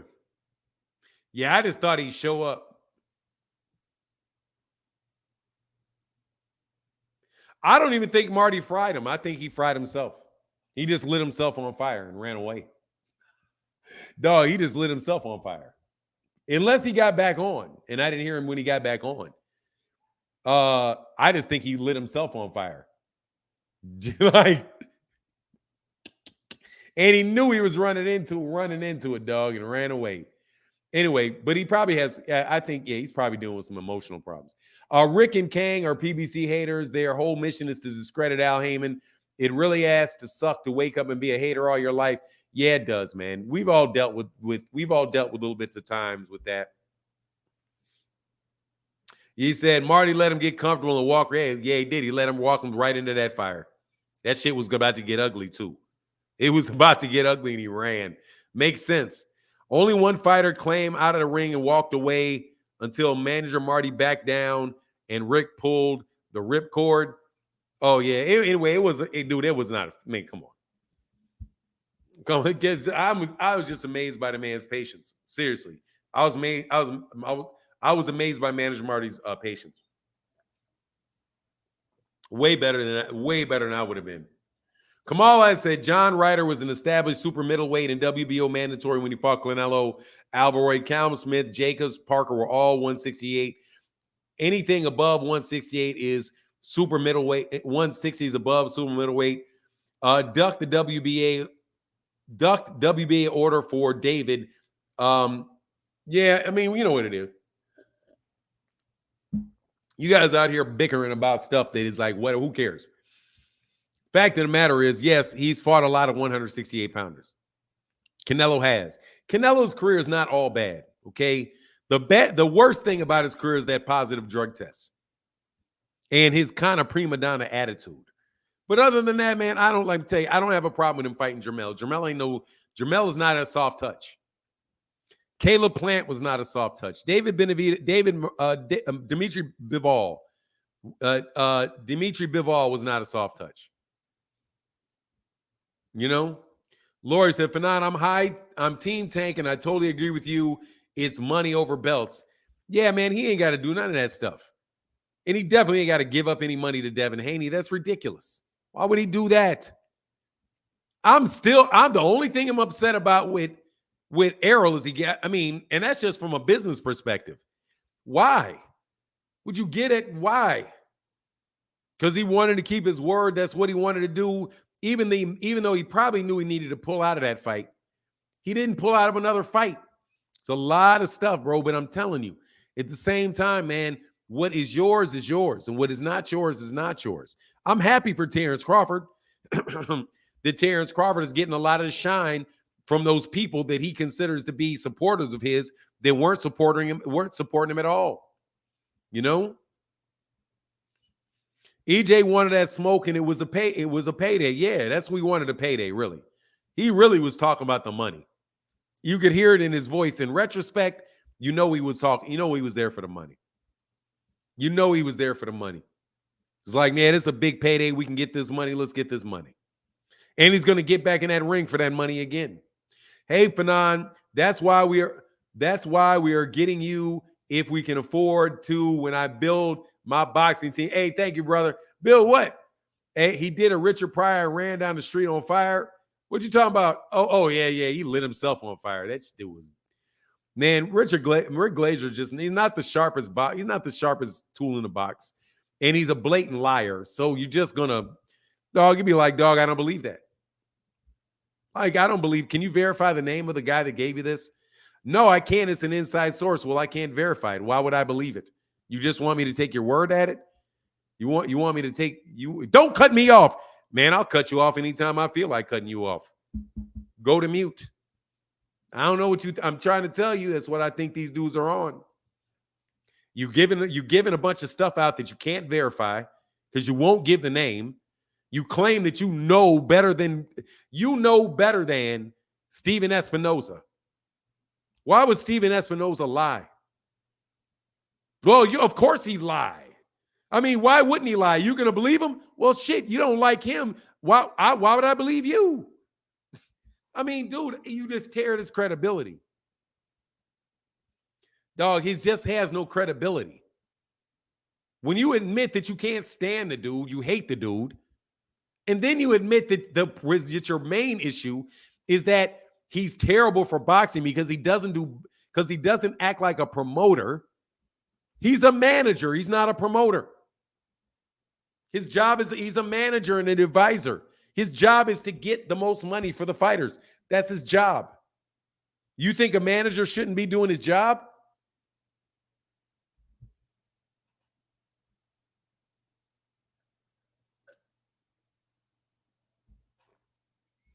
I have a boxing team and a couple guys we need you to represent and guide them. Nah, bro.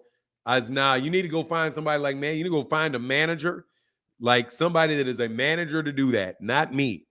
I talk boxing, bro. I do talk boxing, but I'm not talking boxing. I'm not managing fighters. I ain't got enough money to manage fighters. Managing fighters is expensive because when you got to sign fighters, you got to be able to support fighters. Managing fighters is about investing your money. You actually invest your money in fighters.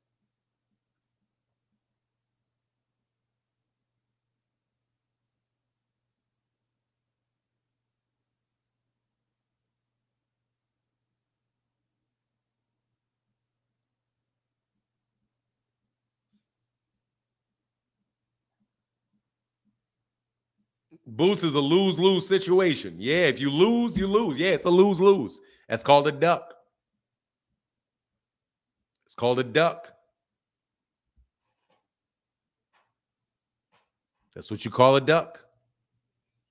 Bro, I don't care. I'm never fighting him. Yeah, I got that. Bro, man. Fanon, I got that money to invest. That's why you retire. Oh, y'all, no. That's why you retire from. Nah, dog. I ain't got that money. I ain't got that money to invest. No, I do not. No, I do not.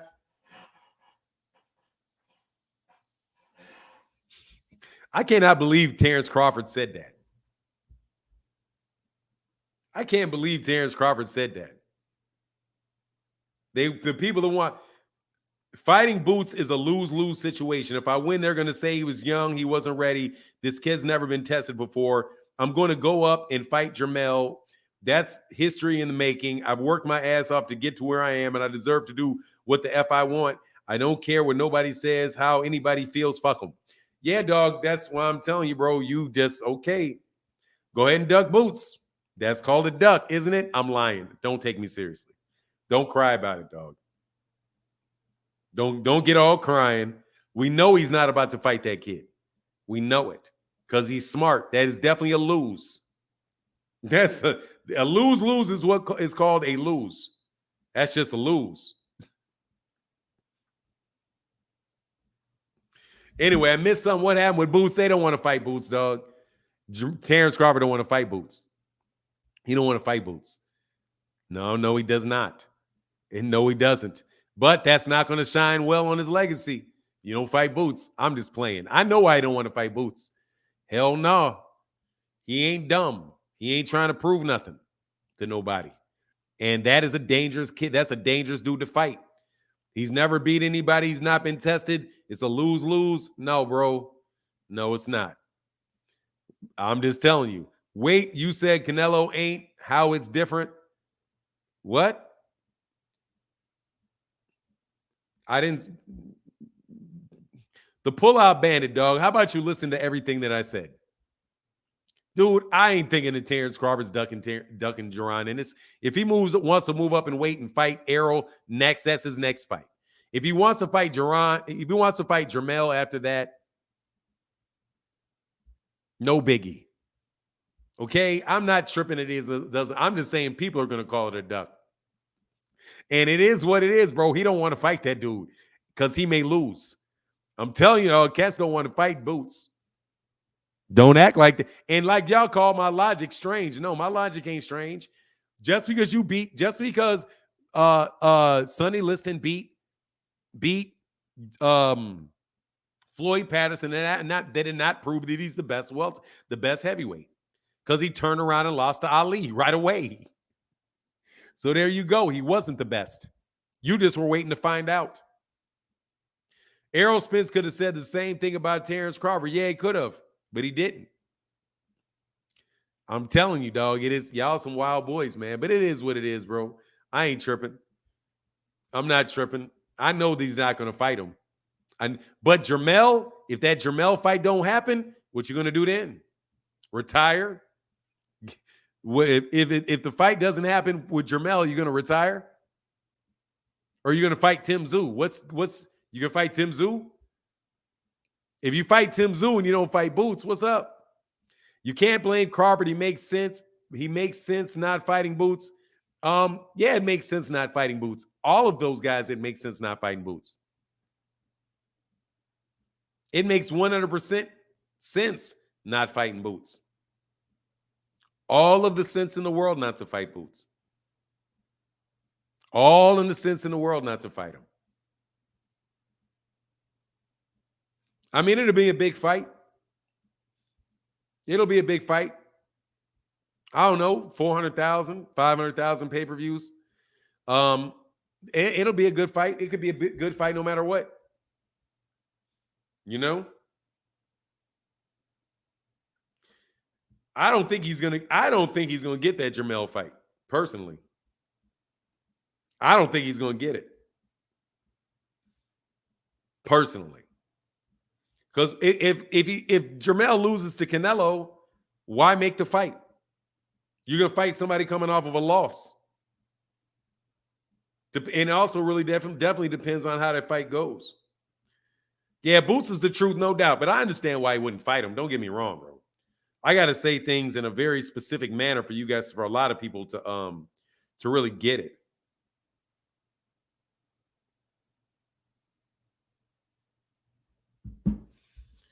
What's up, Jason Torres? Hey, Fanon, did Sugar Ray Leonard duck Aaron Pryor? Man, I don't want to get into this duck talk. Man, Devin Haney fans have ruined the term duck. I don't know. I wasn't there. I was a kid, man. I was barely a teenager when that stuff was going on, man. So I don't remember what was happening. I don't really remember what was happening. I know the fight didn't take place. Said nothing new for nine. You know what it is. Yeah, absolutely, Richard Paris. I can't tell you whether he was ducking or not. I don't know. I don't remember that, man. I mean, I didn't know the details like I know the details of boxing right now. Bud specialized in fighting guys coming off losses.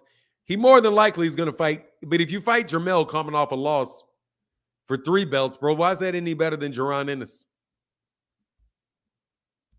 Why? But before the fight, they'll put Jermell on the pound for pound list for it, though. Tago said Devin Haney. Lori Reed said, I usually don't watch you going live, but this is a good show today. I'm glad I was able to catch it. Hey, Lori Reed, I'm glad that you enjoyed it. Leonard was 147 on his way to 154. Pryor was 140. Yeah, but Pryor wanted the fight, man. I just don't like all these weight classes. Kamal, if the PBC agrees to broadcast the fights, he's not guaranteed to get the same exposure Top Rank gave him for hand-picked opponents. My guess is they'll decline. No, that's not for me. That's not for me. Anyway. Yeah, it's a shame, man. We can't see the Boots fight. I think that's the best fight. And Jaron ain't care. He said, give him to me now. And dude, look, man, not fighting him is not a good look. Not fighting him is not a good look. Now, I don't think that he's ducking the dude or avoiding him, but drop that belt. Just go ahead and drop that IBF. Immediately. Drop him. Matter of fact, you might as well go ahead and drop him so that we can get the other fights going on.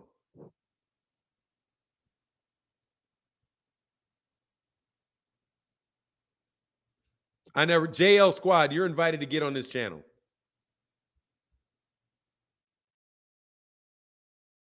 Your stupidity is not my problem. Your stupidity is not my problem. And I'm calling you literally stupid and daring you to click that link I just put in there. And say that to me. I would love to hear that from you. I really wish y'all had the courage enough to really click the link and explain to me how now you talking he's scared of Boots. I didn't say he's scared of Boots. Are you going to click the link or am I going to throw you out? I just read what Terence Crawford said. He said it's lose-lose. If he loses, then he lost. If he wins, he loses because they're going to say that he was not. So what? He said he doesn't want the fight. I said it's not a good look to say that. And you're not, and he didn't decapitate Spence. Spence's head is still on his shoulder. But you don't have enough nerves to get in here and defend your statement. Because you know that it's ludicrous. Jaron Ennis is not Errol Spence. And Jaron Ennis was going to be in the picture no matter who won that fight. No matter who won that fight, they're going to have to deal with Jaron Ennis questions. Because Jaron Ennis is the top guy in that division who's not a champion. And that's just how boxing goes. That's how boxing works. When you win a fight, somebody's going to say, what about this guy? That's your duty as a champion, to defend it against the next best guy. That's your duty. It's your duty as a champion. He don't need anything. So what if he doesn't need him? So what if he doesn't need him? He doesn't need Jermell Charlo either. Did he need David Avanesyan? Did he need David Avanesyan? Don't go Hollywood now. Chosen Gaming said, I think Bud needs to fight someone elite or move to 154. that's Boots. Boots is elite. Boots is elite. There's nothing wrong with that fight. That's a good fight for Terence Crawford. That's a good fight for Terence Crawford. Jermell Charlo's a good fight for Terence Crawford. Boots is a good fight for Terence Crawford. I don't understand why you guys want to stand in the way of so many fights. And oh no, we don't need to see that. I'd love to see that fight. Would love to see the fight. Let the best man win. No, he's going to drop the belt. He's got to drop the belt. He's got to drop the belts, or he's got to fight mandatories. He's got to do one or the other. If he's not going to defend it, if he's not defending it against Errol, and then he wants to fight Jermell, drop the belts. And you drop the belts. That's all we need. That's it. It's over with. Drop the belts. And then we can see all the championship fights. We can get it going. No worries. You know what I mean? Drop the belts. Do y'all have any problem with that statement? That he should just drop the belts? Why not? Yeah, absolutely. Boots is a problem. Y'all shouldn't act like he's not. You guys are just being make-believe. Y'all are not being honest, is what's going on around this piece. You're not being honest. Not being honest. Hey, Mr. Ramsey said, hey, Mr. Ramsey said, men over B. For 9, you begging for smoke. Yeah, I am. All you men over. Hey, dog. Hey, dog. Hey, thank you, Army Mike, bro. Thank you again for that support, man. Y'all are wild boys. I can't even get y'all on this channel to talk. Y'all tell me how Jaron Ennis is not a good fight. But, let me do what you guys do. If it was Errol that had won, you'd be saying, oh, you can't move up. You got to fight Boots. Don't act like you wouldn't, right? That's what you guys would say. I can't believe that dude earlier literally said that. I said, why this guy ain't fought him? Why didn't he fight him? Why didn't he fight Bud?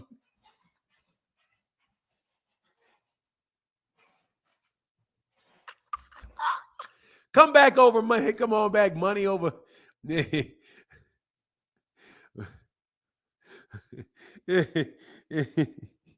I can't believe you said that, man. I can't believe you set yourself up like that. Why didn't Floyd fight Acelino Freitas? Why didn't Floyd fight Joe Casamayor? Well, why didn't Terence Crawford fight Danny Garcia? Well, why didn't Danny Garcia fight him? Okay, no worries. Why didn't Diego Corral? Why didn't Joe Casamayor fight Floyd? Why? Why? Y'all some scrubs. Hey, man, no joke. Y'all some scrubs. Y'all are like debating scrubs. Scrubs. Just walk yourself into anything. Yeah, Gary Antoine Russell's back in the ring this weekend. Yes, sir.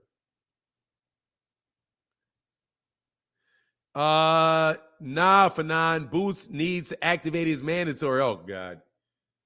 Look, Bud need to drop that belt and keep it pushing. And I don't have any problems. Drop the belts and don't defend them. Because then I don't want to hear nothing but, see, that's me being a hater. Then I don't want to talk about being undisputed. You never defended it. You got to defend it. You never walk into the ring as an undisputed champion. All you did is win him and drop him. I don't know, bro. I don't know. You never defended it.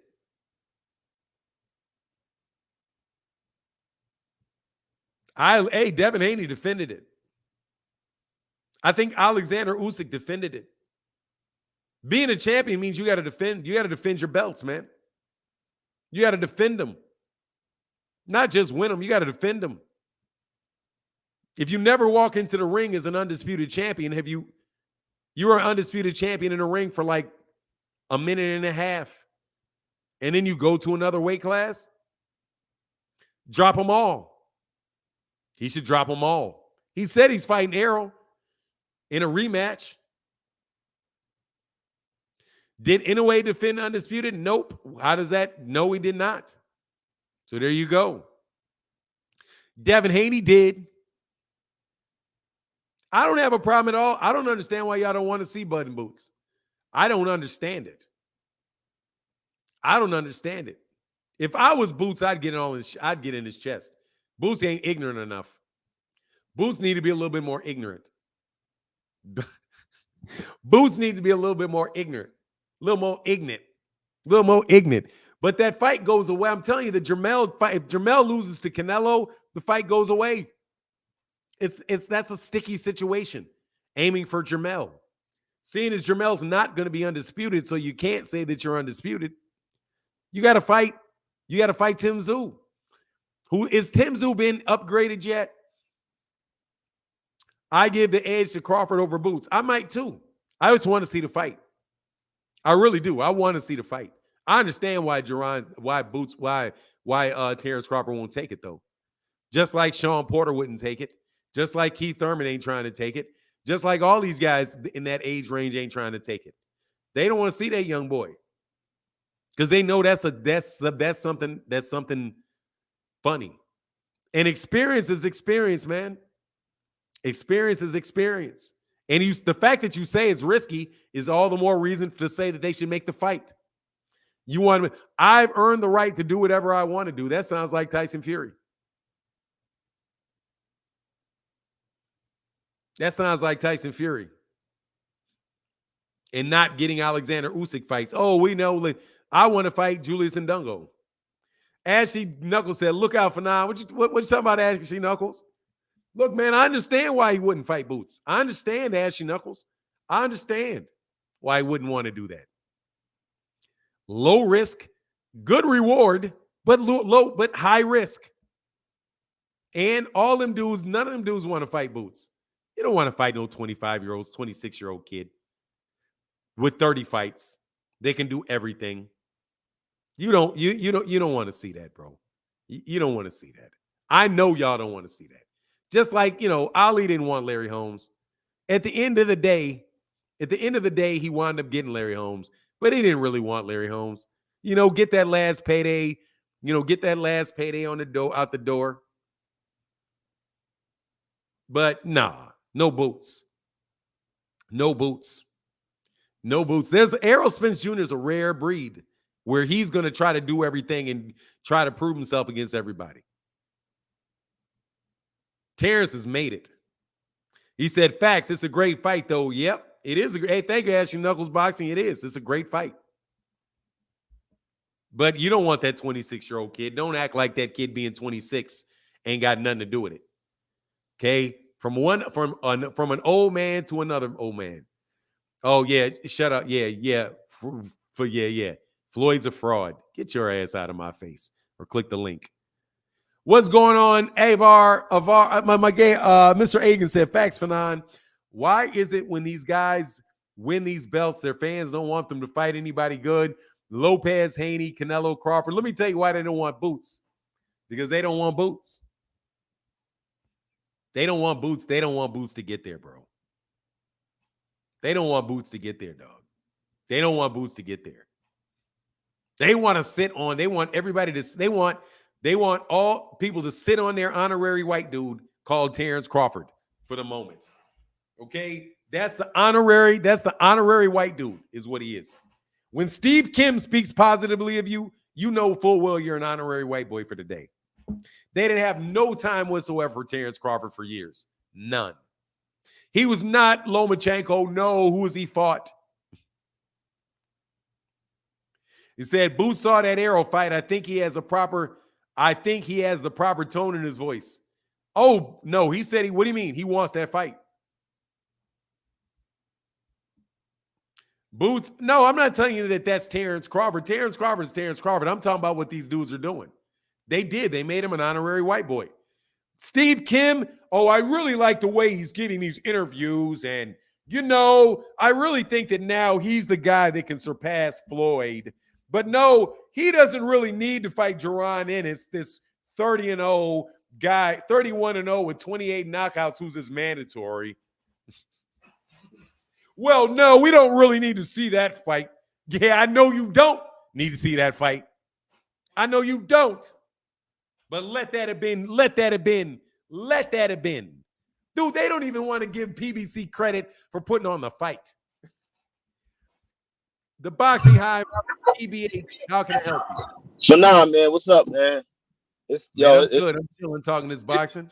It's still Team Spence. You already know, man. Smoking. I see you smoking on Yeah, that bud. we ain't yo for now. We ain't gonna never switch up. Hey, listen. I just want to say, because I talked with you the day after the fight, whatever. So, I'm noticing a lot of people that they seem like Spence supporters. Like I'm talking about boxers, like not even just fans. I'm talking about even boxers.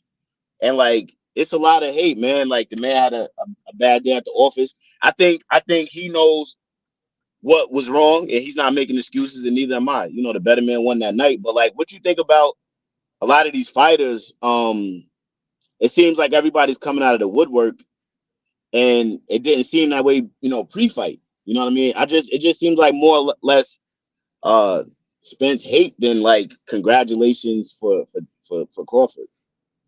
In my Look, man, opinion, I think a lot of these guys saw a one-sided fight and saw that Errol did not look right, and they're like, "Look, man, if you ain't right, you shouldn't fight again." And I don't fault any professional fighter for saying that they think that Terence was a better fighter, that the rematch shouldn't happen. I don't fault those guys for saying the things that they say because it's not an unreasonable thing. It's not an unreasonable thing to say. Two different people can believe what they want to believe and see. People can look at the same thing and two people have different opinions. At the end of the day, though, it's going to be Errol's decision about whether or not he takes that fight or not. Only Errol knows what happened to his camp, and people they're not going to have a choice about it. You know what I mean? true indeed. Some people, that's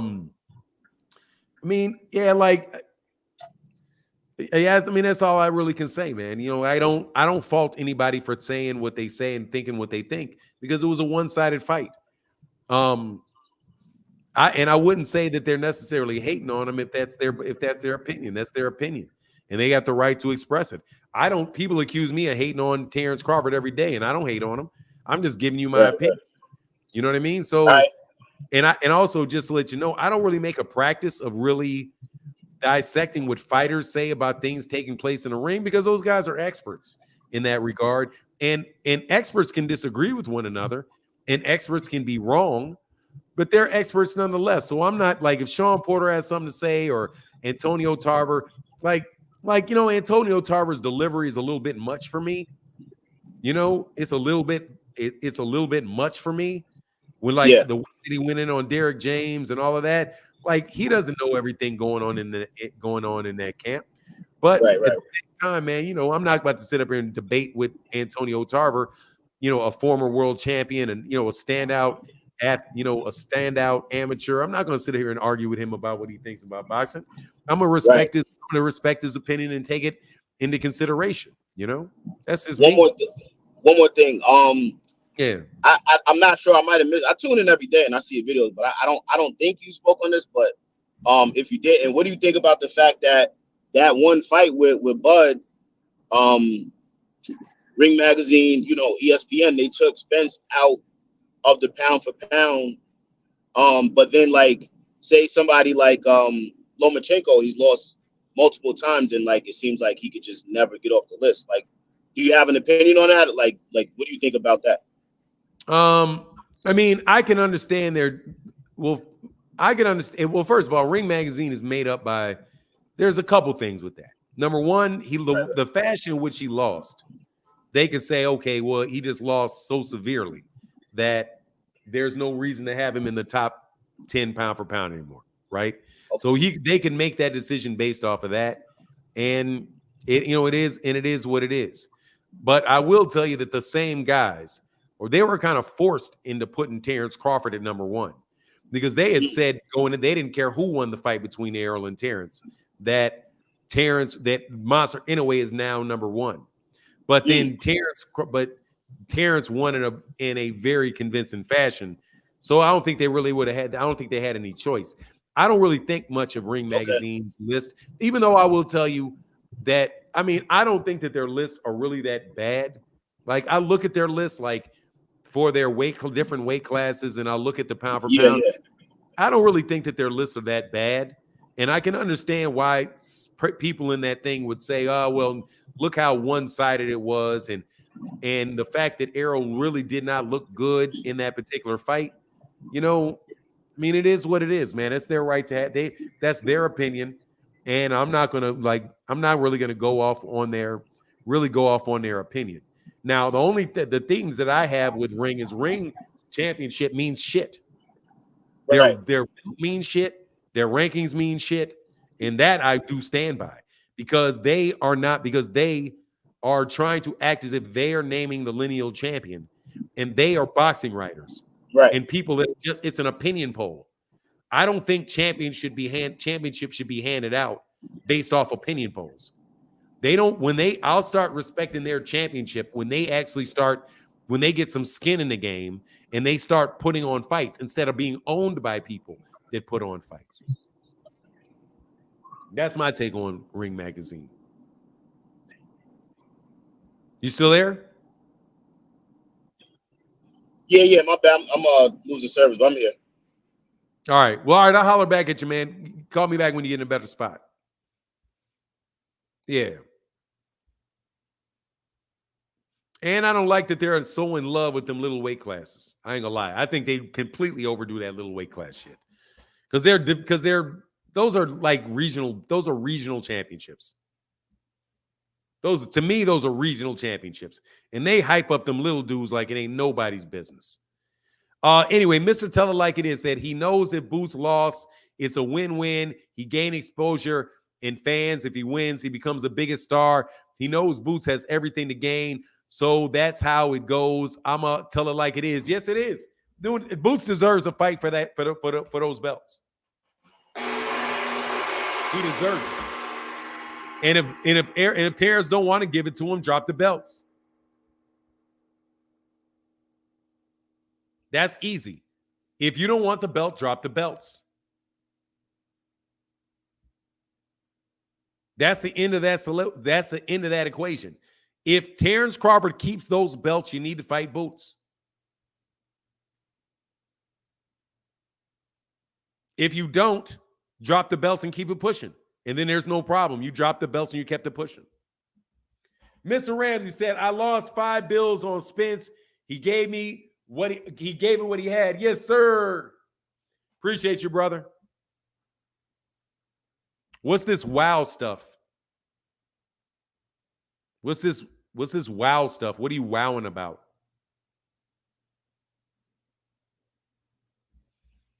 If the money's right, like Spence says, who do you feel wins between him and Boots?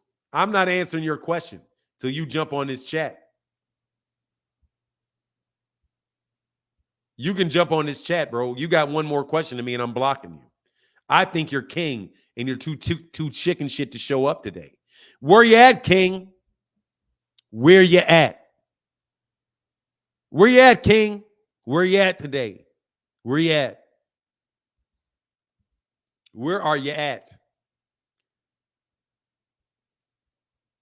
I'm not relaxing either. I am relaxed. I'm having a good time. Hey, LeVar said, hey, I've been saying this since Boots Ennis had 20 fights. He's bringing them belts to Philly. He's a very big problem for boxing, right? And Crawford fans know it. Of course, everybody knows it. Everybody knows it. He's bigger than Terence Crawford, significantly bigger than Terence Crawford. I think if Terence keeps the belts, Terence should fight him. King, where you at, man? Where you at? King doing inventory. King doing inventory. Be Easy said, Martin, if you were managing Boots, who would you put him in with next until he gets a title shot? If I was managing him, I would petition the IBF to strip Terence Crawford. Is what I would do. Strip him. And then I'm going to beat the brakes out of all these dudes. Jaron Ennis is going to beat the brakes off all those dudes. And then these guys are going to be in the same situation again that they were in with Terence Crawford. I mean, with Errol Spence. They're going to be in the same situation. Jaron is different. There's already guys in Philadelphia saying Jaron Ennis will knock out Terence in 6 rounds. Already saying it. People literally out of that gym, they were drawing. It's like, man, Jaron's going to stop him. That's why he don't want the fight, because he's going to get stopped. It's crazy. They're like, yeah, the dudes out of Philadelphia, trainers out of Philadelphia are saying, look, this is what's going to happen. It's going to take him it'll be a good fight for about 6 rounds until Jaron figures him out. And when Jaron figures him out, he's going to hurt him and he's going to stop him. He ain't fought nobody. Of course, that's what you guys are always going to say. So good, beat him then. He fought 30 people. Nobody's fought anybody. According to you, bozos, nobody's fought anybody. And once again, who did Ali fight before he beat Sonny Liston? Who did he beat? Who did Dimitri Bivol beat before he beat Canelo Alvarez? Who did he beat? Who did Floyd Mayweather beat before he beat Diego Corrales? Who did he beat? Who did Joe Frazier beat before he beat Muhammad Ali? Who did he beat? Who did Ken Norton beat before he beat Ali? Who did he beat? Who did George Foreman beat before he beat Joe Frazier? Who did he beat? Come on, man.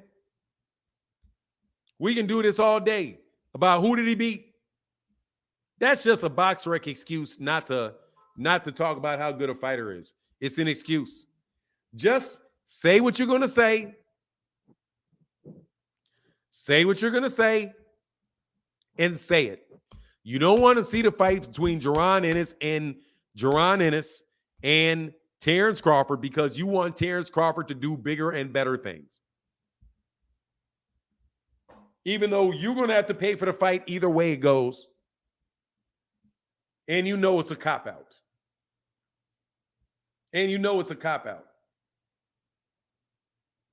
What's going on? Mr. Ram said King will come on after they email his script. King, where you at, King? Man, come on, bro. I can't believe it. Where you at, King? Where you at? Where you at?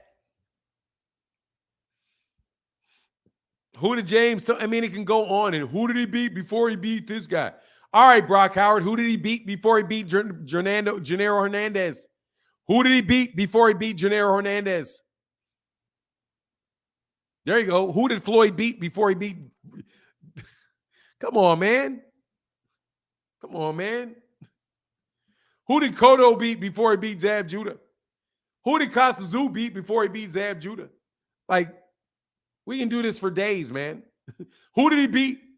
Who did he beat? Who did he beat? You guys are bums with that logic. Bums. Who did he beat? Tell me who he fought. Man, I swear I've been talking to people boxing on YouTube for years now. And every time somebody starts with that, they wind up being a cornball. Who did he beat? Yeah, Errol's gonna lose to Errol Spence gonna lose to what's his name? Kell Brook. Because who did he beat? Who did he beat? I can't believe King is not getting on here, bro. I cannot believe out of all of this time that you are cowering after your boy fell flat on his face. Actually, yeah, he was just because he's lying so much. For real, I can't believe y'all. Who did Chavez beat before he beat Camacho? Yeah, who did he beat? That's the corniest line in boxing, in the boxing debate. Who did he beat? Tell me what he did. That guy didn't fight anybody, but he didn't fight anybody. I swear, bro, y'all some cornballs, bro, with all of that stuff. Anyway, Straight cornballs. Hold on one second. Y'all don't want no smoke today. I know what it is. We getting back to our regular amount of time. Hold on one second.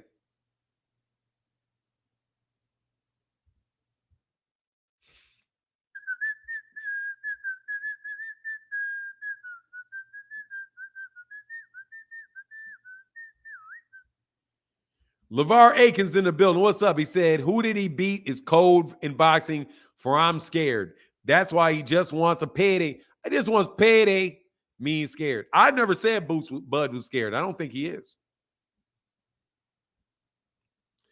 Fahim said that man ain't beating Bud for the next 1 or 2 years. He's not fighting him ever.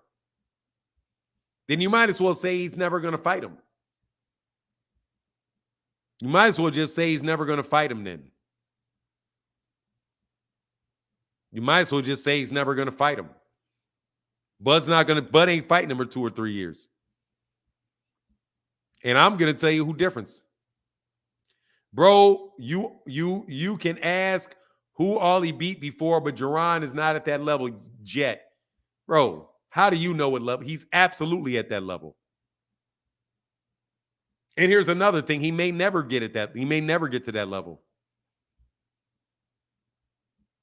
If he was Keyshawn Davis, I would say okay.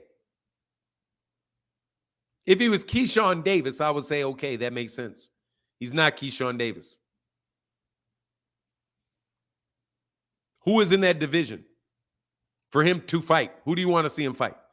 You want him to see fight Keith Thurman? I'd love to see him fight Keith Thurman as well. Stanionis, I'd love to see him fight Stanionis as well. Jaron's got another fight, but if he fights Keith Thurman and beats Keith Thurman, what's the difference then? What's your excuse going to be then? Oh, he got jabbed and Keith Thurman touched him. I'm not saying he's scared or that he's running. I understand what he's doing. I'm just saying do not underestimate that kid. And he deserves to be in the conversation. And it's obvious that he's going to get a lot of questions about him. If you're getting asked about it on the Breakfast Club, what about Boots? Obviously, people know who Boots are. Well, what are you going to do with Boots? I don't care. I've earned at this point in my career, I've deserved not to have to fight him. I'm moving up to fight Jermell. Maybe you're going to fight Jermell, but what if Jermell loses to Canelo? You still want that fight coming off a loss? I say I would love to see the fight. I just know it's not happening. I know it's not, but I don't like this ridiculousness about Jaron. Jaron Ennis definitely deserves a championship shot, and you get a fight against the champion, whoever the champion is. You get a chance. If you're the mandatory challenger, you get a shot at the champion, no matter who the champion is. You don't get to pick the champion. And the champion doesn't get to pick, unless you're Canelo, doesn't get to pick their mandatories. Jermell may get a Canelo Alvarez rematch. Yeah, then what? It'll be somebody other than Jaron. But hopefully Jaron can get Keith Thurman. And he may lose to Keith Thurman. Who knows? Maybe Keith Thurman can expose him. The timing would be good. Thurman is scared of Boots. Remember, he acted like he didn't know who he was last year. He knows who he is now. None of those guys want to fight Jaron. They all want to move up and let Jaron fight all of the guys coming up, like Devin Haney. Devin's at 140. Maybe Devin will go up to 147 and fight him for a belt at 147. Maybe Shakur will move up from 135 to go to 147. I'm surprised right now that they're not talking. These guys talking about Gervonta. Dude, what are you guys smoking with Gervonta? Gervonta can fight Ryan. Gervonta can fight Terence Crawford, but Jaron Ennis can't. What kind of sense does that make? But no, I don't think Terence Crawford is scared. I mean, why would he be scared? They're fighters. I don't think they're scared. Stanio said he'd fight Jaron Ennis, knock him out, and get it done. He's probably going to have to fight him. T. said, grab 2 glass bottles and bang them together. Come out to play. That's why Spence is different. He said he would fight Boots. Salute chat. He said if the money's right, he'll fight him.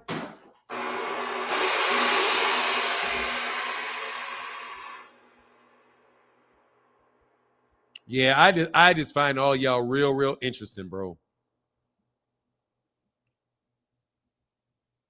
I find y'all real interesting on this Boots conversation. You're just You're just saying something about Boots because Errol lost. Bro, they are not the same person. They are not the same person. Kang, I can't believe you.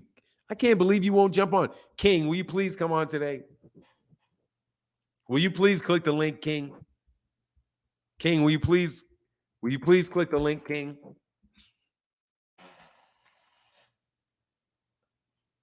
Will you please click the link, King?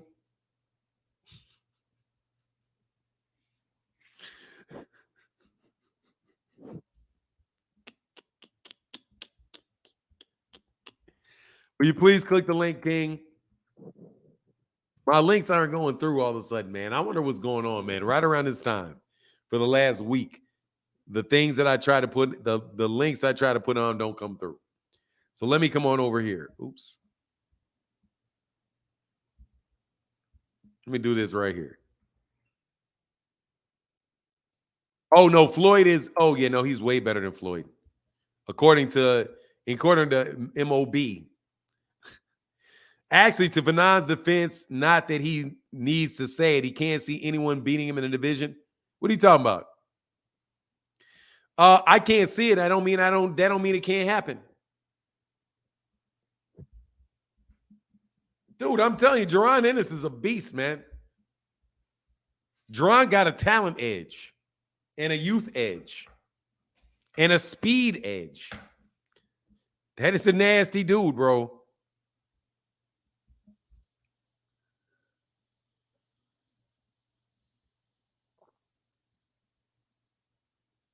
His link clicker is, I can't, King, come on, man. Where you at? Dog, come on, man. Look, bro. If I can show up after Errol Spence Jr. wins and keep talking boxing, like I don't care what people think, after your friend gets annihilated and embarrassed in a debate, you can at least show up and do the same thing. Come on, man. You had that battery in your back. They put that battery in your back. Now you don't want to show up. Now you were here earlier.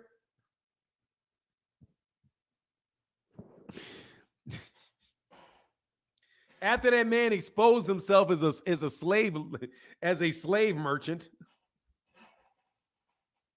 Hey, Kai said, hey, 3 minutes of King Glazer.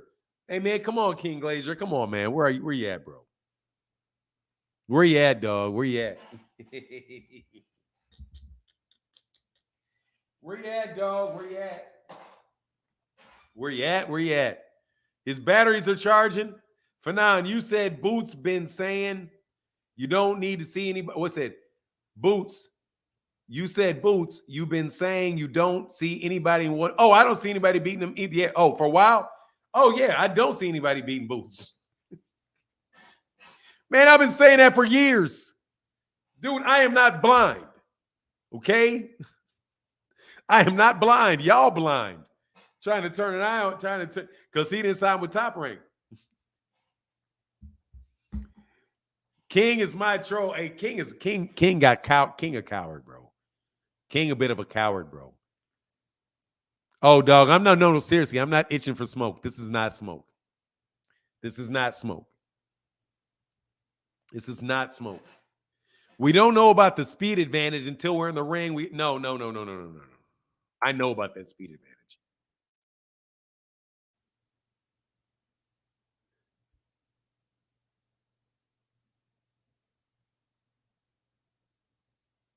No, I know about the speed advantage. Jaron Ennis got a speed advantage. No, I know he has a speed advantage. I have no doubt that he has a speed advantage over Terence. He does. He has faster hands than Terence. Yeah. Maybe it got a lot to do with age and size too. But yeah. No, dude, Boots is more athletic. Dude, Boots is really kind of nasty with it, bro. But anyway, you guys want to write the fight off like he doesn't deserve the fight. Okay. That's on you. I'm not his manager. If he lose, he lose. If he loses, he loses. If he wins, he wins. I know I'm 100% confident he has a speed advantage. He said he's the de-energized bunny. Rick G threw his batteries out the window. Hey, can somebody out here? Hey, can I get an imitation King? Can somebody imitate King? I can't believe you're not showing up today. I can't believe it. You must be really hurt. King pulled. Well, will you let him on your show? For what? Dude, Rick Glazer will not get past he won't get past the first thing. He won't get past the first. He won't get past first. He won't get to first base. No joke. Because I'm not letting him get all that out of his mouth. You don't like him. So why should I believe you if you don't like him? You admit you don't like him and you want him out of boxing. Why would I believe you? You're disgruntled. You're disgruntled.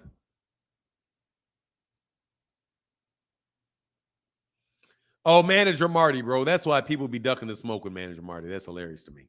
I'm still laughing at it, brother. All day I'm going to laugh at that. But unless I can get some smoke, I'm probably going to get off here a little earlier today. Fanon, you don't see a talent advantage? Who don't see a talent advantage? I see a talent advantage. I see a talent advantage. I do. I see talent advantage. I do.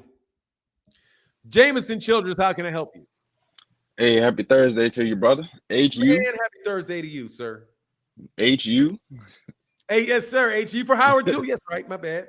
What's good, Yes, brother? sir. How you feeling? I can't complain, man. Came home for the weekend for the family reunion. I thought I'd jump on this morning. Oh, Hey, that's what's so up. What's on your so mind? listen.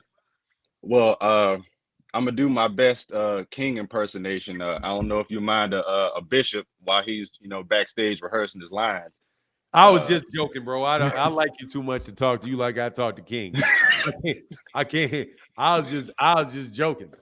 No, I'm messing with you. Okay. What's But up with that? Please don't behave like him.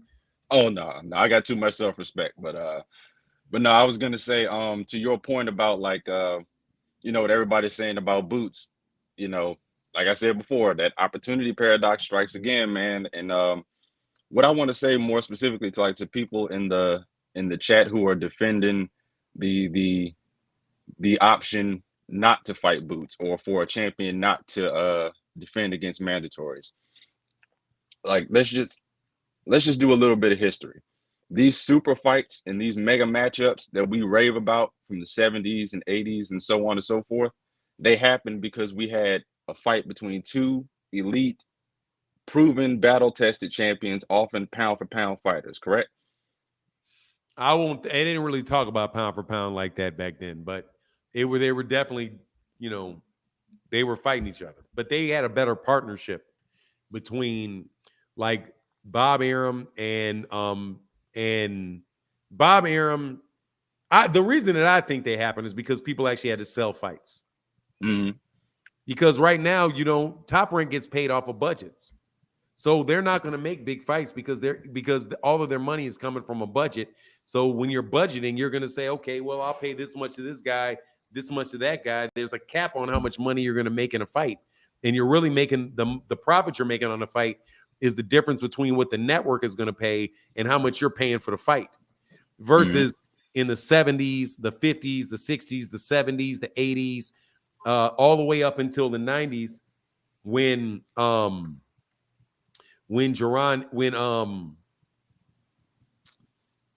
HBO really started giving fighters contracts with networks, that's when they stopped getting really good fights because you didn't have to, because again, you're worrying about your budget.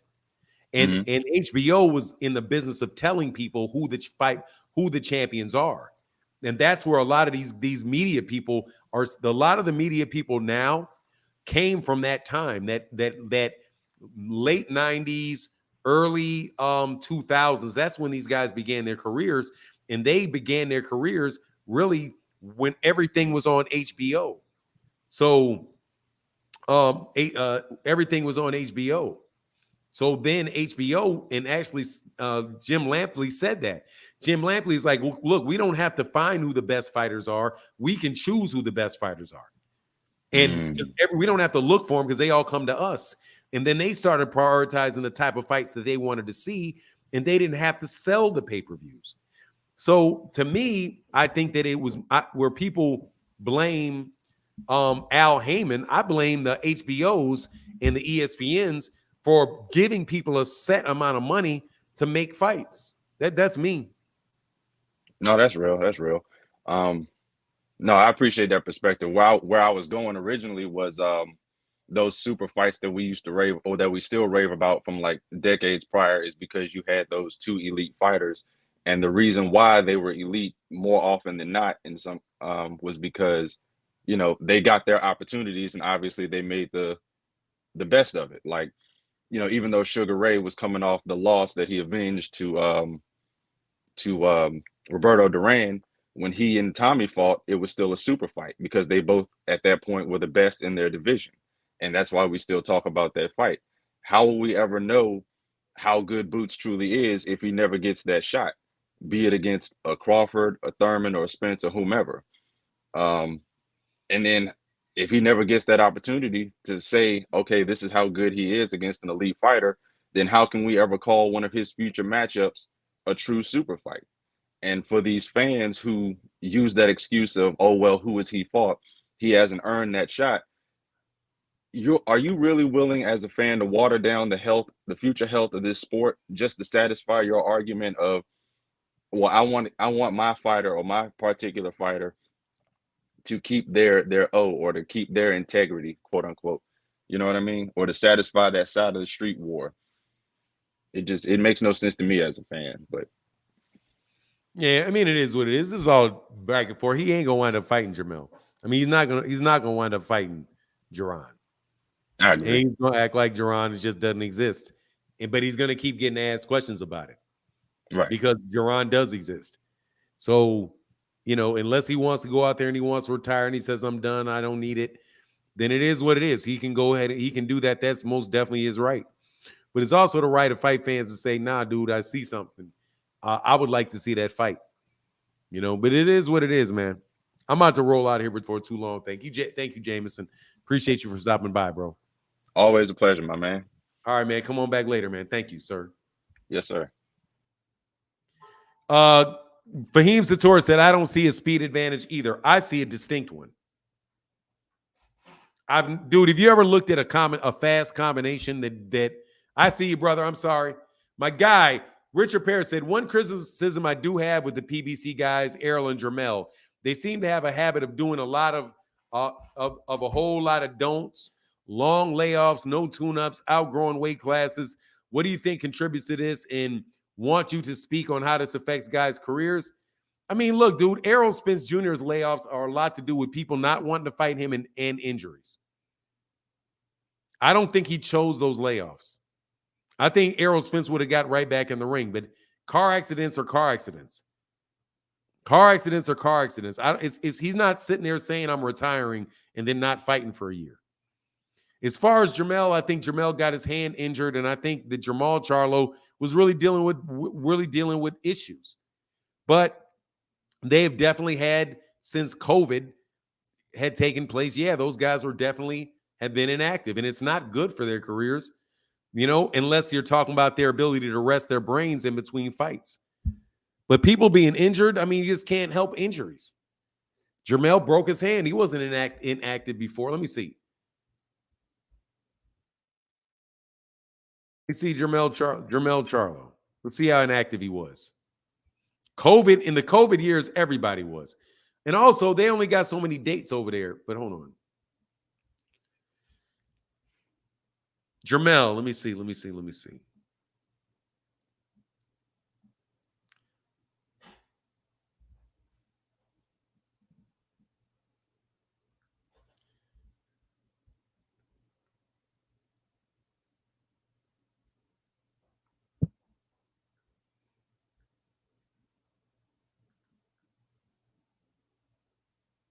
Hold on, I'm sorry.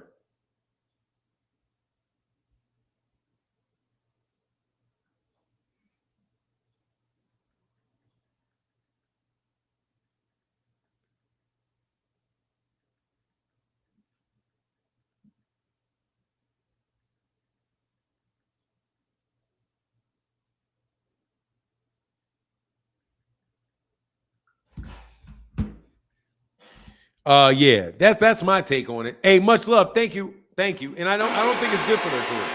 I don't. But Jermell Charlo, he fought Brian Castano. Yeah, once a year. 2019 twice, 2018 twice, 2017 twice. 2019 he fought twice. He fought once in 20 because that's COVID. Then he fought once in Brian Castano, once in 2017. Then that fight the rematch got delayed by Brian Castano. And then he fought Brian Castano in 2022, and now he's fighting Canelo. I mean, I would actually go through all these guys' dates and all this stuff to see how active these guys are. Like Steve Fulton Jr.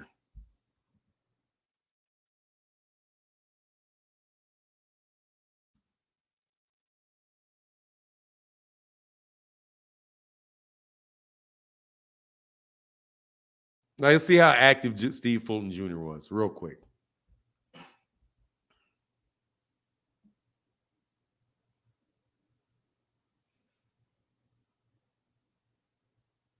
Yeah, very active. But again, one time in 2020 during COVID.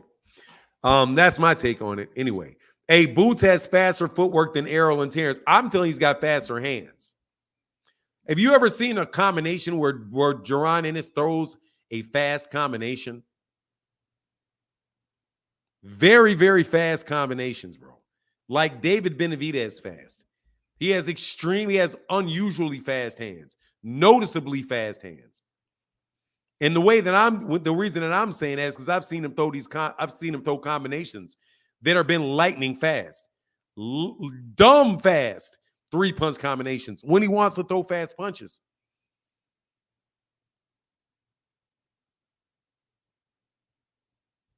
That's what I see.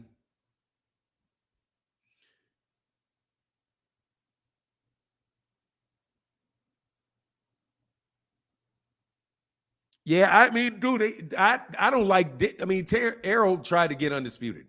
That's why he stayed at 147 for so long, and he shouldn't have stayed at 147. He should have got out of the weight class. He absolutely should have got out of the weight class. He shouldn't have waited. In hindsight, is 2020, despite his $30 million that he got, which is more money than a lot of people are ever going to get in their life. No in Britain is questioning Crawford's greatness. Volunteered slavery. Who the fuck would leave a name like that? Please get out of my face.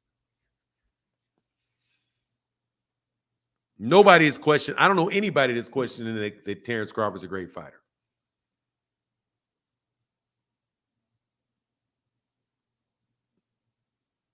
Look, he's going to have to fight Boots for me to know. That's how it goes. You can talk about it all day, bro. You can talk about it all day. Until you see these guys fight, you don't know. And that's my take. But look, I'm going to get up out of here. Much love to everybody in the chat, everybody in the super chat. I'm going to give my voice a little bit of a rest. We'll be back tomorrow. Thank y'all for chopping it up with me today. But with that, I got to get up out of here. Deuces.